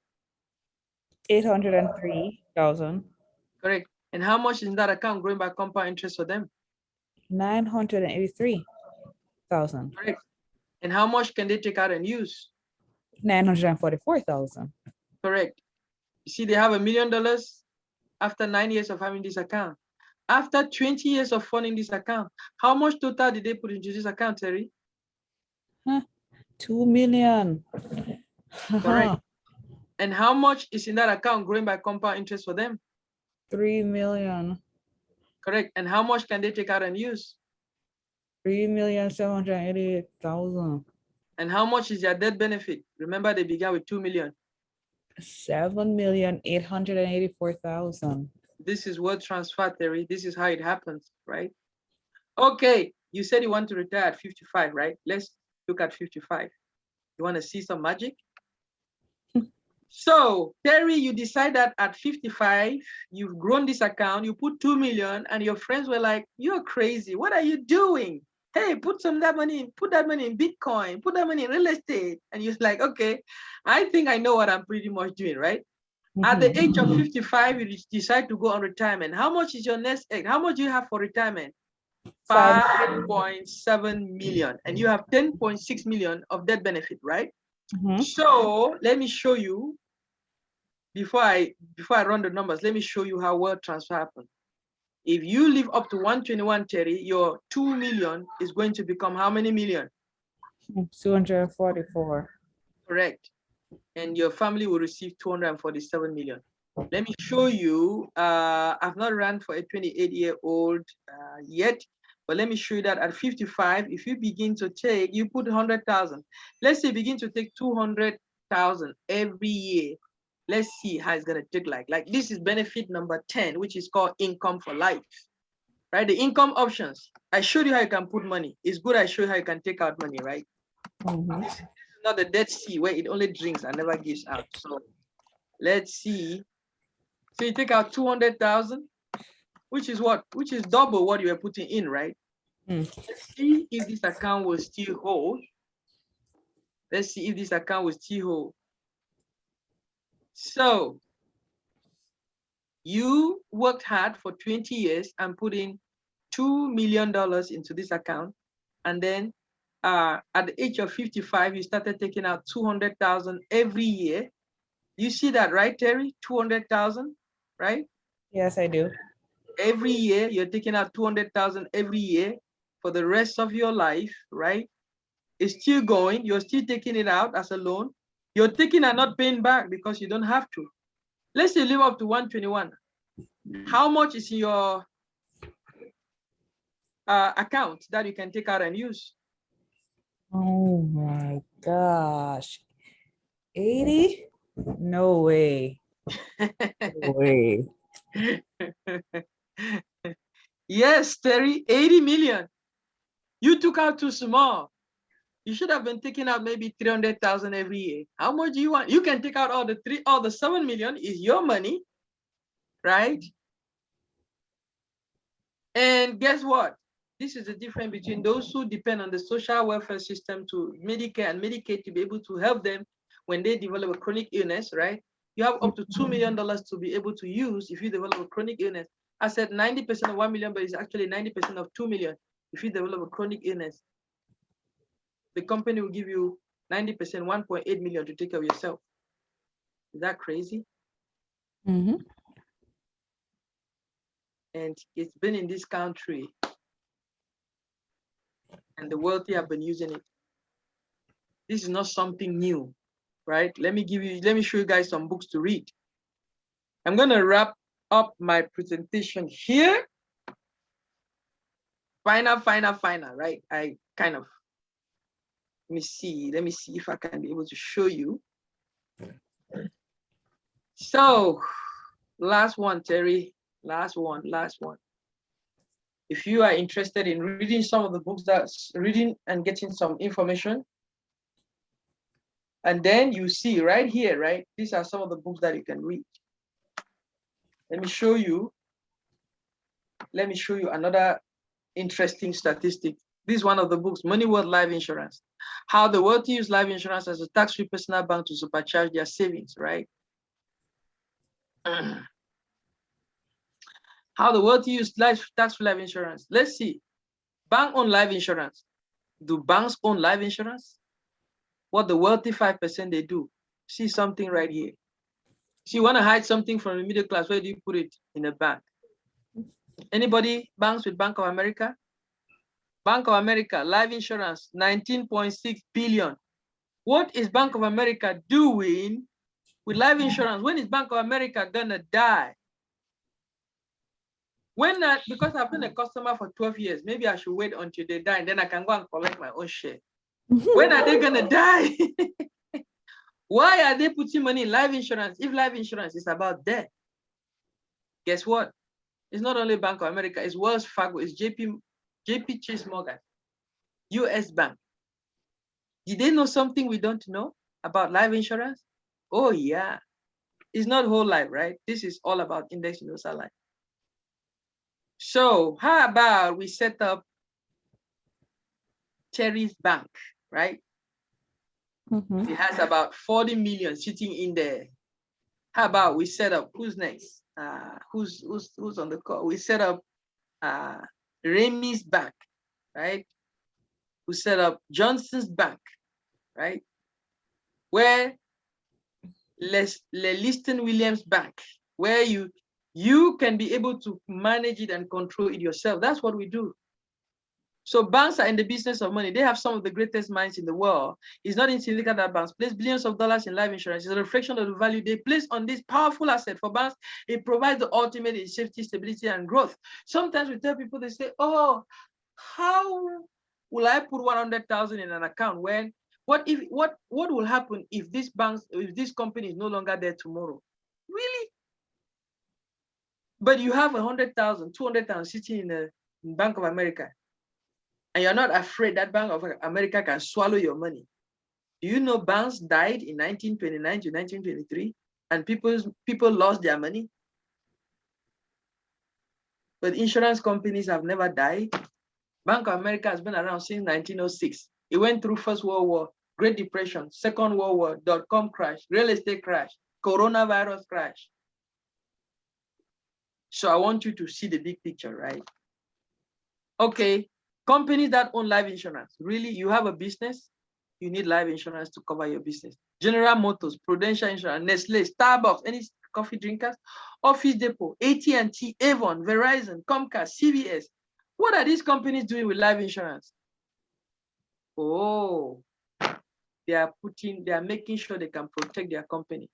The biggest bank of former Federal Reserve, Ben Bernanke, has the majority of liquid invest in insurance products, which promise what? Guaranteed rates of return. What we're sharing you has guaranteed, right? Okay, you may be wondering, I wish, why is it that everybody is not doing this? This must be some type of scam. Well, there's a book here, The Retirement Miracle, written by Patrick Kelly. Who's that? Was a medical doctor, and he suffered the 2008 crash. The second question you may be asking yourself is, why isn't everybody doing this? I believe the first reason more individuals aren't using this strategy is because they simply don't know about it, right? Yeah. So you should, I mean, all of these books are on Amazon, right? And the last book that I'm going to show you is what would the Rockefellers do? How the wealthy get and stay that way, how you can do too. When you put money into the bank, listen to this very attentively. The bank puts a certain percentage of that money into life insurance as part of their reserve account. They do this because life insurance has tax favor, you hear that, and earns dividends that can lead to a higher interest rate than their other reserves. So why not just put money into life insurance yourself and take out the bank out of it altogether? Bam. So this is important, what we're sharing with you, right? Very, very, very, very, very important. And there are books to back up what we say. We are not like, we are experts, right? I have a license to back up everything that I'm sharing with you. I have a license to back it up. So now let's see, some people say, oh, okay, what if I put 100,000 the first year, second year, and then after 5 years, I'm no longer able to put money in there. What will happen? Will I lose my money? Yeah, we hear that a lot, right?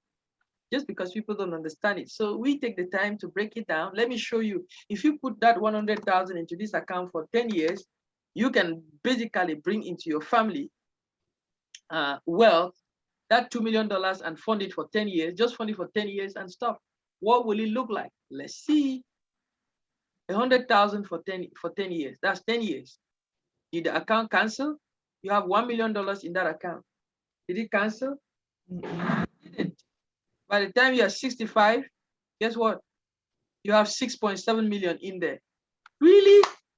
I wish I heard about this 10 years ago. I should have been set for my retirement. Yes, that's okay. It's never late. It's never too late, right? Better late than never, right? Now, this person funded it just for 10 years, and still they brought into their family 156 million. What if they fund it for 5 years? How will it look like? Let's see. 5 years. 5 years. You say, oh, I heard about this too late. I'm 60 years old and I don't have much time left. I just have 5 years to go on retirement. Yeah, you can fund it for 5 years and stop, right? After 5 years, you've put 500,000 in there. Guess what? In 16 years, you have $1 million in there and your account will never cancel. Just for 5 years, you've brought into your family how many millions? $87 million into your family. Wealth is not about working hard. What is about being smart, working smart, right? For 5 years, they fund it and they stop. What if somebody say, okay, I want to put money into this account. I really think, what if I put money in this account 2 years and I don't have any more money to put into this account? What will it look like? Guess what? Let's see. Oh, I know somebody wants to set up this. $2 million, 2 months, 2 years, 200,000, and they stop. Will it ever cancel? You're gonna see the shock, right? 200,000 and they bring into their family $30 million. Just 2 years, right? Is this a portfolio that somebody want to set up? Maybe. What if they just fund it for 1 year and they are no longer able to fund? Okay, this is where it gets tricky, right? Will their retirement plane run for life? Or it won't have enough gas in it? Or it's gonna crash mid-air? Let's see, right? Let's see. Oh, it still popped up. They put 100,000. That's it right there. One time, 100,000, right? That's it. That's all they ever put in. They never put another dime in there. Huh. Guess what? Their retirement plane is gonna crash at what age? At age 99. So you need to be aware of this. So I hope you got some value. Let me show you one last thing. Terry, let me say somebody who is 0 years old, that is 2 weeks. This account, you can set up this account for a baby that is 2 weeks old. And let's just do $1 million baby for 2 weeks, because Transamerica will not give more than 1 million for a baby. And you're doing a 7-pay, which means what, you are putting the highest amount of money that this account would take, and you do this for, let's say, for 25 years. How will it look like for this baby? How much are you putting in this account a year? You're putting about 30,000, not 100,000, about 30,000. You just need about $3,300 to set it up, or you put 3,600. You don't need to set it up with the whole amount. You can put it, set it up small, and then when you have the money, you can dump it in there. So you're putting 30,000 a year, right? The very first year you have put in 30,000, you have 29,000 growing for you. You can take out 15,000 and use. When do you have $1 million? When this child is what? 19 years old, not even up to 25. I think 25, my bad. 19 years old, this child has $1 million sitting in their account. And guess what? You just put as much as you can. This is the maximum that this account can take. So you can do smaller, but it's going to take longer for them to have money. By the time they are 30, how much money do they have? 2.2 million sitting in the account. Now you can go back inside that account. You who are thinking that, oh, 30,000 is a lot, you can go back into that account and begin to take out all your 30,000 and leave the child alone. The child will never ask you for money. Is this crazy? You can go back inside that account when the child has, like, at the age of 25, right? You can go back in there and begin to take out all your 30,000, take out all your money that you ever put in, and leave the child alone. The child is set for the rest of their life, right? See, by the time this child is 55 years old, you want to see something? By the time this child is 50 years old, they have 7.5 million in their account. By the time this child is 60 years old, they have 13.6 million in their account. By the time this child is what, 65, which is what the age that most people want to retire, they have 18.2 million in their account. You just put 30,000 for 20 years. It didn't even go up to, for 23 years and stop. And they took out all your money back and they leave them alone. They will write memorial for you for the rest of their life. Your great grandchildren will ever remember you. That mommy, daddy did something wonderful for us. So that's what I wanted to share with you. That's why we don't encourage people to put their money in 529, because 529 is basically, what I'll say, it's I don't want to use the word, but I'm just being forced to use the word. It's like a scam. So that's the real scam, right? We have somebody who, one of our business partners, she put money in her 529 for many, many years. And when the market crashed, she lost about $12,000. So why? Because she's in the stock market. So that's what I wanted to share with you. I'm going to hand it over to my pastor, Pastor Nira. Please feel free. I will not be available to answer many questions, but I can answer take at least 1 or 2 questions. I can take a question from Terry and maybe from one other person that Terry might designate, because Terry was the person that helped me. No, I'm kidding. So if you have a question, feel free to ask. But Terry, go ahead if you have a question. Oh, thank you so much, Chris. So yeah, go ahead. Okay, so you said that we could use that, roll over the money from like the 401k and the 403b into the index fund. Now, what about the penalties that they would charge for, canceling the account before the time?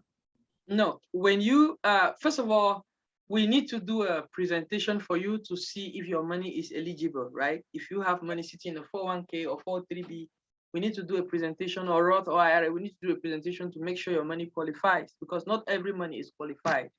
It's eligible. What we do, we don't do a roll out, right? If you do a roll out, it means you're taking out your money and canceling the account.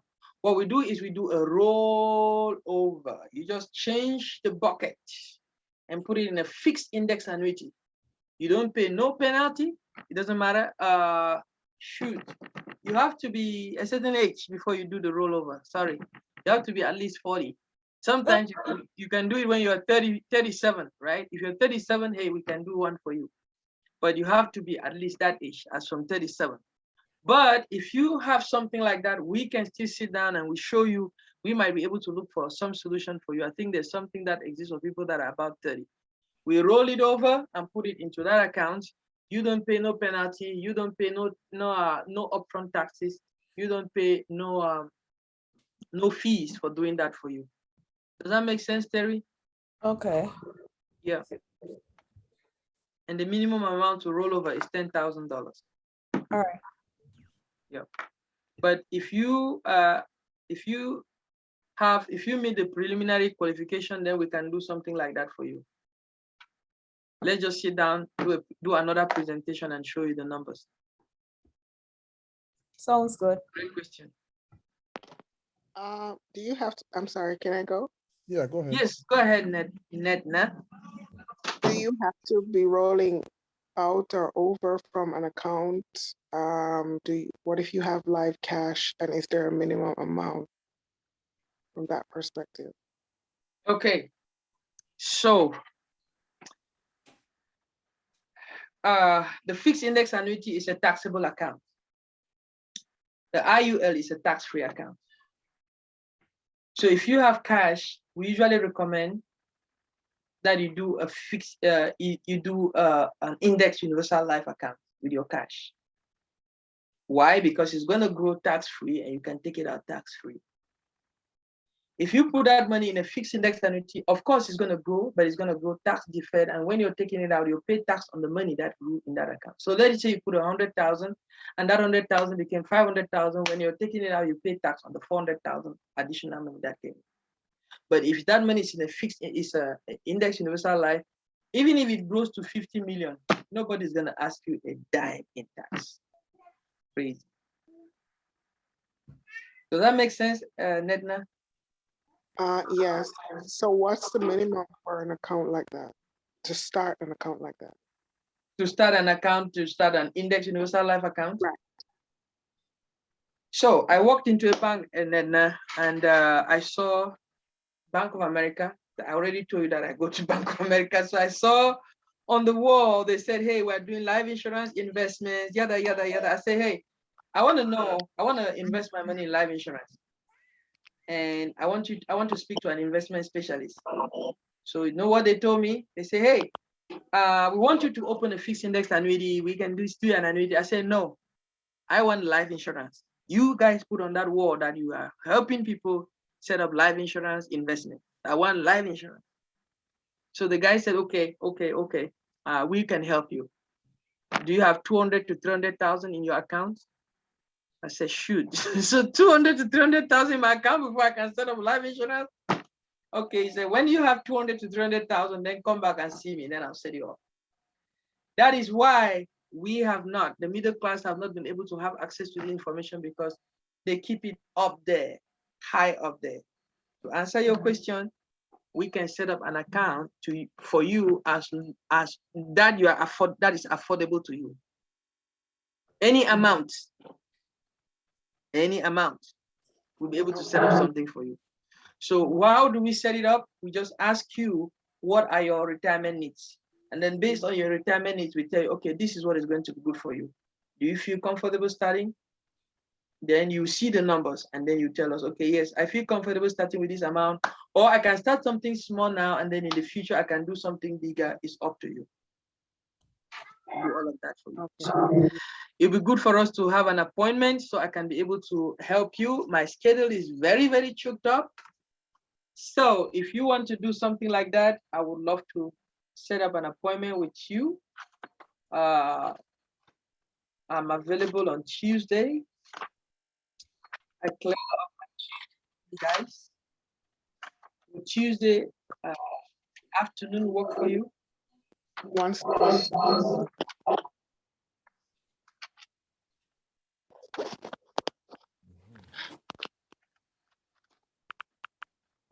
Tuesday.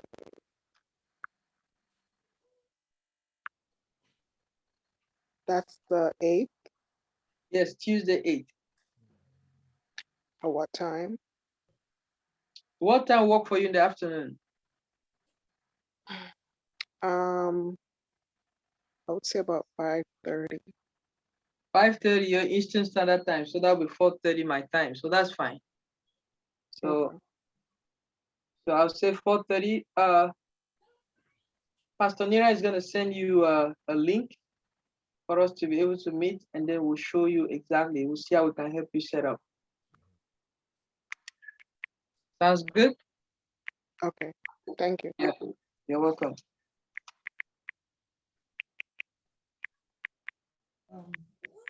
Great.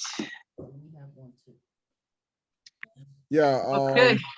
What Pastor Prince has shared with us. First of all, I'd like to thank Pastor Prince for coming out. Pastor Prince is very busy. We have actually booked him from since January when we had our leadership meeting. So thank you so much for taking time out to come and speak to us. And also, if you want to also book an appointment with Pastor Prince, you can also you can book now, while he's here, or also you can let us know that we can reach out to him and have an appointment with you. The policy that he has spoken about, we have it. We have I have it myself, and the girls have it as well. So I highly recommend that everyone take a look at how you can dictate at a certain point in your life to have your money working for you. So you're not supposed to live your life just working for money.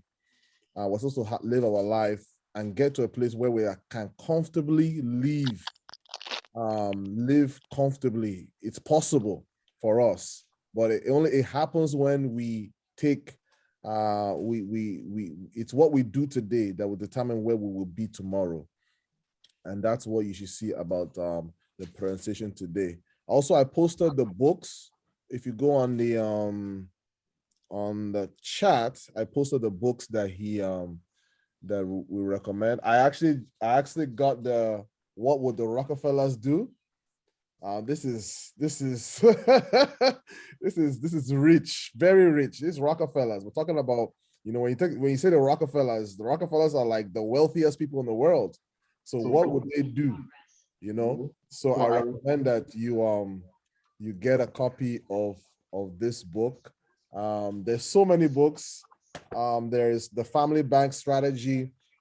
That's also a good book, and Money, Wealth, and Life Insurance. And there's another one I keep forgetting. The Retirement Miracle. So I also post that as well. So these ones will also help us.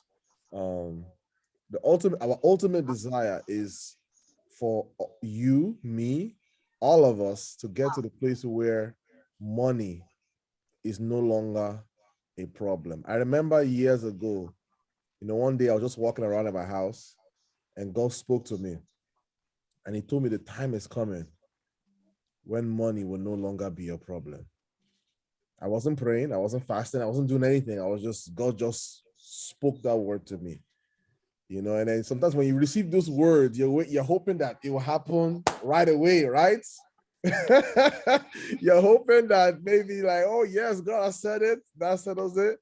But then God brings opportunities your way. And I firmly believe that this is one of the opportunities that God brought my way.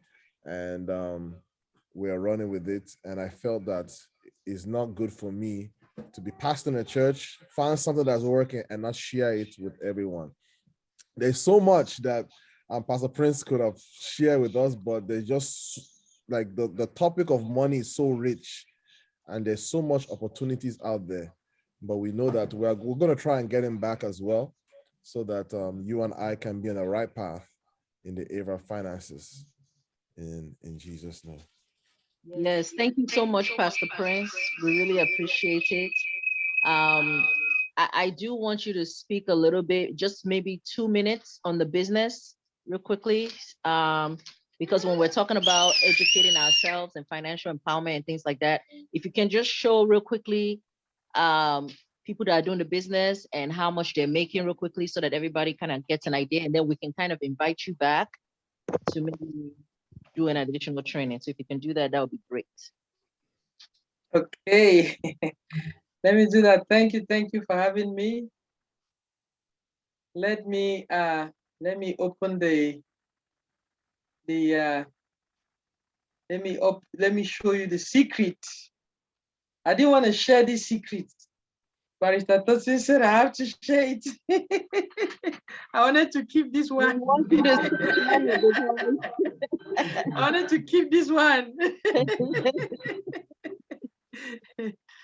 Okay. Well, if you attended the presentation and you didn't listen to this part, then you missed out a big deal. So, okay, so let me share with you this one. Yeah, I'll just, in the next 2 minutes, like I said, I'm in business with my wife, Mary Chinje, and we are licensed financial professionals. I've done everything that you can think of. I'm a lab scientist by training. I have a bachelor's degree in laboratory science, and I used to work in the hospital. One day I sat in the hospital, I looked at the ceiling, I was earning $24 an hour, and they refused to give me a 1.25% raise. So that is what triggered me, began to go outside and begin to look, what else? How am I going to $24 an hour? How many years am I going to be able to work to be able to pay my children's school fees? And they're growing like vegetable. What am I going to do? So so that's what triggered me, and I began to search and search and search and search, and this opportunity came by, and I met our business mentor along the way. After I'd already had my code, I listened to him, and he's a family nurse practitioner. I just like to share his story. He has worked in America for about 17 years as a nurse, and he went from being a CNA to a registered nurse to a master's degree in nursing, and that's a family nurse practitioner. And he was working, and how much was he making? He was making $5,000 a month in Connecticut, right here. It's CO, right? Is it COC? It's CT, that is Connecticut, but this paycheck was in Connecticut. If you see pain and spine, something. I think it's in Connecticut. So, well, this is how I used to be. I had one source of income, like one table and one leg. If that leg is broken, guess what? You have nothing else to fall back on. But if you're an entrepreneur, business-minded person, you have like 4 tables, multiple streams of income. One stops, the other ones are flowing. So that's how I decided to be. And that's what we're inviting you to do. Don't depend only on your job. Your job is not going to take you to retirement. And you need to do something a little bit different, right? These are the companies that pay us. We sat down with you. You don't pay us. You don't pay us because nobody pays us because you join the business or because you come on board. No, it doesn't happen that way. You come in because you see the need. You want to help your family. And usually we ask you the question, if you were to come into this opportunity, what will you be bringing on board? Because guess what? You have to contribute something. Like I said, you cannot get rich by doing nothing. You must give up something. You must give up to go up. You must give up good to get great, right? So these are families, people that are helping. Financial professionals, the license takes about 2 to 3 days to study if you block out the day, right? Sorry, I'm going too fast, but I have to because I need to jump into another meeting. So guess what? These people, they get in helping families and getting paid. That's what we do. Just help families. This is a stay-home mom. She's staying home and making $7,800 in 3 months, right? Helping families and getting paid. That's what we do. There are all kinds of people, right? Financial professionals, registered nurse, E3s, clinical pathologists. That's what I was doing, right? Registered nurse, IT, faculty, that's a professor, registered nurse, right? A military officer, family nurse practitioner, educator, IT, police officer, special education, IT, retired faculty, family nurse practitioner, registered nurse. So what we do is we help families. This couple, they're just so amazing. This lady is 70 years old and this gentleman is 71 years old, and they decided to come into this business to help family. Dr. Christiana and Godwin Oswago. That's so amazing. They just became senior brokers. This is a football coach, registered nurse, Pamela Fomokwai pharmacist. This is my aunt. If somebody cares about you, they want to share this opportunity with you, right? They want you to know about this. I shared this opportunity with my aunt. She came into the business with us, and today she's working part-time in this business and making 28,000 in 3 months, right? Yep. I know you're wondering, where am I? That's okay. I'm coming, right? I'm coming shortly. So this is the couple that introduced us to this business. Yeah, she's a stay-home mom. She's not worked a single day in her life in America. She stays home, takes care of her kids, and the husband has worked in the IT industry. The husband called me and said, "Hey, Pastor," they call me man of God. How can we want you to check out this opportunity. I worked in this country for 25 years as an IT executive. I think this opportunity is the best opportunity that I can ever come across. I said, okay, uncle, let me check it out. And I checked it out. The rest is history.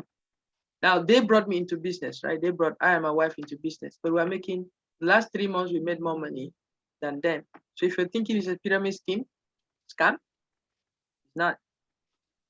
So stay-home mom, last year, she made $250,000 from January to December, 250K, right? Yep. That's myself and Mary and myself, Mary and I. We are senior brokers in the company. We became senior brokers after 9 months in the company. And that's Daniel Igara and Dr. Iwane. They've been in the business just for about 6 months. So there are some people who move fast, and some people who are a little slow because everybody's different. Right? Charity and Tembi, Nurse, Stefania, single ladies are there too. Single gentlemen are there too, right? Total, 147,000 in 3 months. Patricia and Bismarck Aponsa from the great country of Ghana, right? Vera and Dr. Hillary, retired advanced registered nurse, 105,000 in 3 months. Lilia and Fidelis Apono, right? This is CNA. Now we talk doctors, pharmacists, nurses. This is CNA. He doesn't even have a degree. This guy has, the only degree he has had in this country is to do what? It's his CNA license and the license to do this business. He's been in America for a total of 5 years. Last year, from January to December, he made $1 million. He's a child of God. He goes to RCCG. And we are changing the face of ministry, right? He's a philanthropist as well. It's just a lot of things. God is blessing his children, right? And this is the guy who was making 5,000 a month. He's now making 1.2 million in 3 months. Is this for real? Yes, our company produced 26 millionaires last year. 26 million last year. 26 million. How many millionaires have you registered in your job since you started working there? That's a good question, right? So how do you become part of the business? It's not for everybody. You need to have a clear background check because you're helping people with their money. And to do that background check, you pay $125. If your background check goes through, they give a business ID that they used to pay you, and you use as a code for mentorship and training and everything. If the background check doesn't go through, they refund your money and send you a letter to explain to you why. We show you how to study in the state of Texas, and in most states, you pay $30 for the course, online course to study. That's it. Study for 3 days or 3 to 5 days. You go knock it out. You get licensed by your state, and then you get the license to legally bring money in America. That's what it is. So if you're interested, I would love for you to take action today. I would love for you to take action today. Remember what I told you when I started our presentation? Let me remind you what I told you when I started our presentation. Poverty or remaining poor is passing over opportunity what? Repeatedly. Where is that? Where is okay? I hope I didn't miss something. I want to show you a certain slide. Let me show you something. Well, Pastor, doing the slide, does anyone have any question for him? Any question? Go ahead. Sorry, we can't hear you. Your volume is low.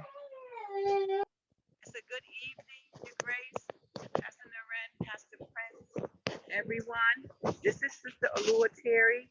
I just wanted to make an appointment because what I have is like the maybe quick or it might be fast, but I do need some help to make some decisions on term life, which ends soon. So may I have an appointment? Yes, yes. Who's speaking, please? Sister Olua Terry. There's two Terry. Oh, there's two Terry. I saw Sister Terry and I saw Terry, and I thought it was one person. No. Oh, sorry, Sister Terry. Same name.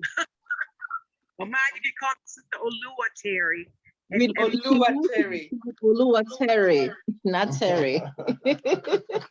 Olua Kerry. Terry. God bless you. Thank you, Olua Terry. God bless So, you, Terry. what day are you available? What time are you available on Tuesday? On Tuesday, which is the 29th, morning's good for you? Yes, mornings are fine.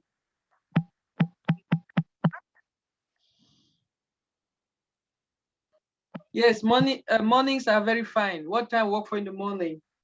11 o'clock. 10 o'clock your time will be 9 o'clock my time. Perfect. Well, she said 11. Okay, 11 o'clock with 10 a.m. my time. That's Yeah. perfect. Yeah, Okay. so I'd block my Tuesday for you guys. So let's do it 10 o'clock a.m. Sister Terry. Sister Terry, and that is You want 11 a.m. Okay, we're doing 10? No, or- it's 11 a.m. your time. Okay, 11 a.m. No, 11 your time. Okay, 11 my time on the 22nd. Okay, thank you so Yeah. much. Happy. Yes. You're welcome. You're welcome, Sister Terry. Yeah, so Does anyone else have any other question? I think there is, Bra Remy, do you have any question? Sister Latoya, Sister Terry Ann. I know Pastor Prince, we have to let him go. He answered mine already. I was gonna ask what was the requirement to roll over the whole life term insurance to the index fund. yes, so for the whole life insurance, Liston Williams, Sister whole life- Latoya. Latoya, yes, Sister Latoya, the whole life insurance, you don't have to roll it over. What you do is you set up an index universal life first, because it's not for everybody. When you get approved, then we can follow up the rest from there. Yes. So, but first of all, just leave your policy as it is, your whole life policy as it is, and then when you get approved with an index universal life, then we'll tell you the next step. Yeah. Thank you. Yeah, you're welcome. But index universal life beats the socks out of whole life, and there's a lot of information to back up that statement. So, yeah, you'll be doing the right thing if you did that. For the best thing for you and your family if you did that. So the whole life doesn't have compound interest, right? Like IUL. Yeah, No, it doesn't. It doesn't. I don't know, maybe some do, but whole life usually, if you are not, they don't guarantee you that you're gonna have any cash value. They don't guarantee any cash value. Okay. So, yep. So is term life in the water? What's that, Sister Terry? Is term life dead in the water? Meaning, Dead in the water. because Term is like renting a house you never own. yeah. So I Hmm. need. Yes. I mean, I don't have to pay for it because it's a company. You know, Mhm. I've had it for years with the company, but I've been forced retirement. So I don't pay for it. They pay for it, but it's still Yeah. term. It's term. Yeah. So I start over. I have to start over. Is that right? So I have an 80-year-old lady. I sat down with her, that was on Friday, 2 days ago. Oh, not 2 days ago, yesterday. And she had a policy 15 years ago that she's been paying $88 for that policy. And she's going to be turning 82 in 2023. And the company already sent her a notice to let her know that her policy is gonna cancel. They are willing to give her a new policy term. Guess how much she's going to be paying for the same policy that she was paying $88? She will have to be paying $420 for the same amount of coverage that she had.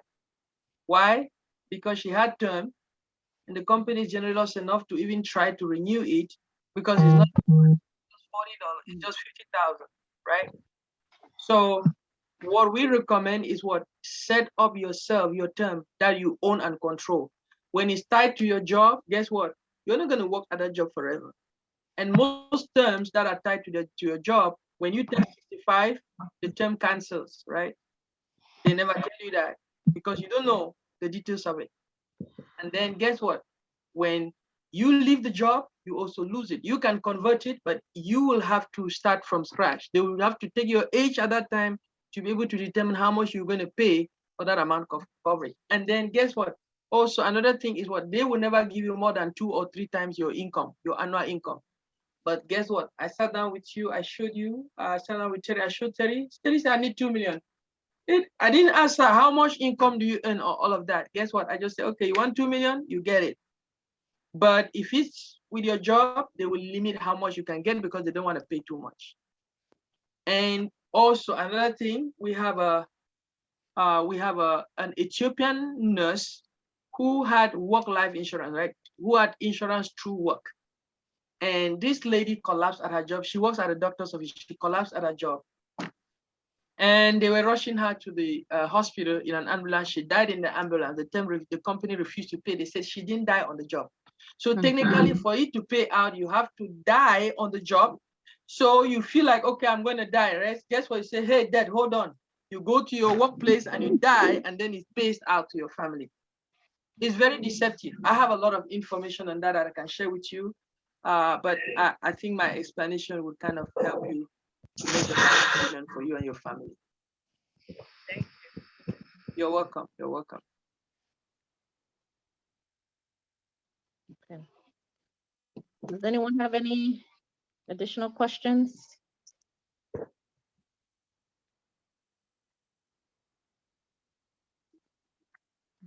I'm sorry, what about health? We've been talking a lot about life,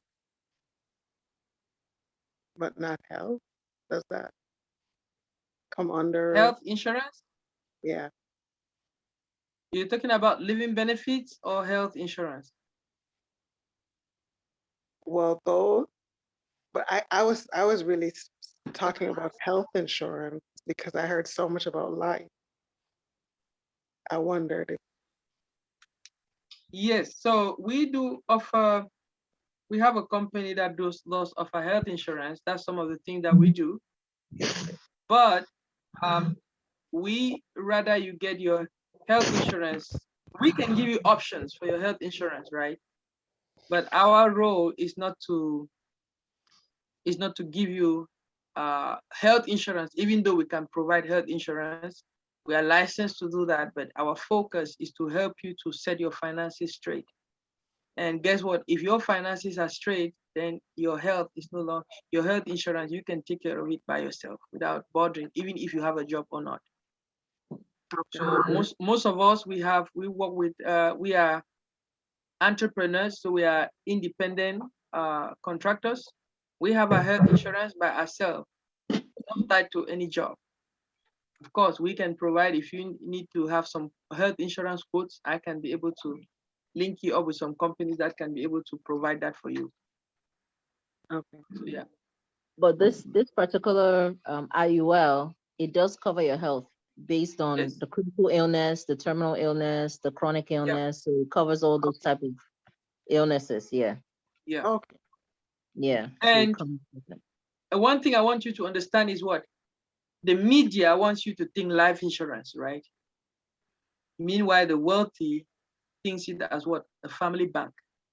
Mm. The wealthy think that is a family bank. They call it a family bank. And there's a book titled Family Bank Strategy. So understand the nuance that is involved. Mhm. When we say life insurance, people don't want to hear Mhm. because they feel like, oh, life insurance, I know it already, or I have it. What kind? How can it protect you and your family when you're no longer here? So yeah, And I so think, it's good to yeah, I said that I think that's what opened our eyes, because when you hear life insurance, you're like, no, no, no, no. I don't want to hear it. No Yeah. way. But then when Pastor Prince presented to us, I think it's 2 years now, he told us about it and we said, wow, so you can have a life insurance where you can build cash and use it as a source of retirement. I never knew that. So for instance, we have a policy for our children, our 2 girls. The way we're doing the life insurance for them is so that by the time they reach college age, if they don't get a scholarship, we can take money out from the life insurance to pay for their college if they don't get scholarship. So that's something that a whole life will never get you, but the IUL does it. And when he presented it, as an attorney, the IUL, I researched that statute. It's IRC 7702. And I researched it. It says cash accumulation. So is actually the Congress passed that particular statute where you can accumulate cash in it, and it has all these different benefits in it. And I read through that statute to know that, wow, so this is real. Even as a lawyer, I did not know that this thing existed in this country. I didn't know. So, they say what you don't know, right? And my people perish for lack of knowledge. But now that we know, our eyes are open. We're like, oh, okay. So there are different ways you can use life insurance for it. It's not just, it doesn't, it's not when you die that it gives something to your family. While you're alive, we're praying for good health, and God shall give us good health in Jesus' name. But someone like my father, who had a stroke, how many years ago, if he had something like this, the way my mom was working up and down like that, Transamerica would have paid him something, and that could have taken care of the bills. And my mom didn't have to be working nights and overtime. I mean, going through all that stress, right? So this product is very good. Like, if you're somebody who's like, oh my gosh, I'm thinking about the future, I want to have some money saved, why don't you just put your money here? Why are you putting your money in the savings account? That's a joke. You don't get no money in the savings, but you can, this account is so flexible that you can design it however way you want it. So there's value in it. So we saw it and we were excited about it. And we're like, you know what? We got to share this. When you hear of good news, you want to share it to people. You want them to see it. And people who automatically dismiss it and they don't see the real value of it, there's nothing you can do. But that's why we're sharing it today. So at least it has opened our eyes to see, wow, okay, there's this thing called the IUL that exists that I didn't know about before. So yes, that is just it. Does anyone have any additional questions? If you have an illness already and you're still able to work, how would that affect being eligible for this account? Very good question, Latonya. What would happen is it depends on the kind of illness. There's some illness that is considered pre-existing condition, which disqualifies you from being from having this account. But there's some that it's okay, you can still be covered. And if you have an illness that is a critical or chronic illness, if you already have this account, you can make the choice. I want to take out some money. You can make the choice. I don't want to take out some money because I don't need it. I'm still able to work. That's up to you. Okay. So it's very flexible. Real quick, let me show you guys. I showed the Wakanda Nation. Let me show you the whole company, right? Those who are making money in the whole company. So you don't feel like this is an African company, right? Okay. This guy, where is he from? Who knows? He's from Punjab. He's a Punjabi from the north of India. He's been in this company for 13 years. He's a taxi driver in Canada. His name is Raja Daliwal, right? This guy is Xuan Wen. Who knows where Xuan Wen comes from? He doesn't come from Abuja, no. He comes from Vietnam. And he's been in this company for 40 years. This company has been around for 45 years, right? Talk about credibility and longevity, right? This guy is, he said that he's 25% Caucasian, 25% Mexican, and 50%, no, 25% African, 25% Caucasian, no, 25% African, 25% Mexican, and 50% Caucasian, because he said his uncle got married to somebody who was a missionary in India. Anyway, he's been in the company for 18 years and he's making $8 million. We spent 1 week with this guy for mentorship. 1 week with him for mentorship last year. So last week, I said last year. And that's the kind of mentorship that you have, right? He's making $8 million. This $8 million is not the money that he made since he was born. It's money that he made within 12 months. So this is Rocky Shi. Rocky Shi is not from Sudan. He's from China, right? He's an engineer. And this guy has been in the company for 26 years, right? Now, where are the Africans, right? Where are they? Where are they? Where are they? Now we find the first African showing up with $3 million, right? This $3 million, this is the guy who was the family nurse practitioner. You remember him? $3 million is in 1 year. And he was brought in the business. Guess who? By this guy who's making 2 million. And this guy was brought in the business by who? By this guy who is making 1.5 million, right? So then where is my Nigerian brother? Where's Paul Ojo? This is our Nigerian brother. He's been in the business for 4 years. He was a nurse, advanced nurse, and now he is a millionaire in the company. And the list goes on and on and on. You begin to see now Africans, right? But when you're talking of 10 million, 5 million, 4 million, you will not see no Africans, right? I want you to know we are coming behind. Africans are coming behind. If you're an African, hey, you're coming behind. If you're Caucasian, hey, you might be missing something if it's your first time to hear this, right? So that's what I wanted to show you. Let me jump into another meeting real quick. I'll get, if you have any other appointment, you can let Pastor Nira or Barrister Tosin know. I'll be able to squeeze you into my schedule.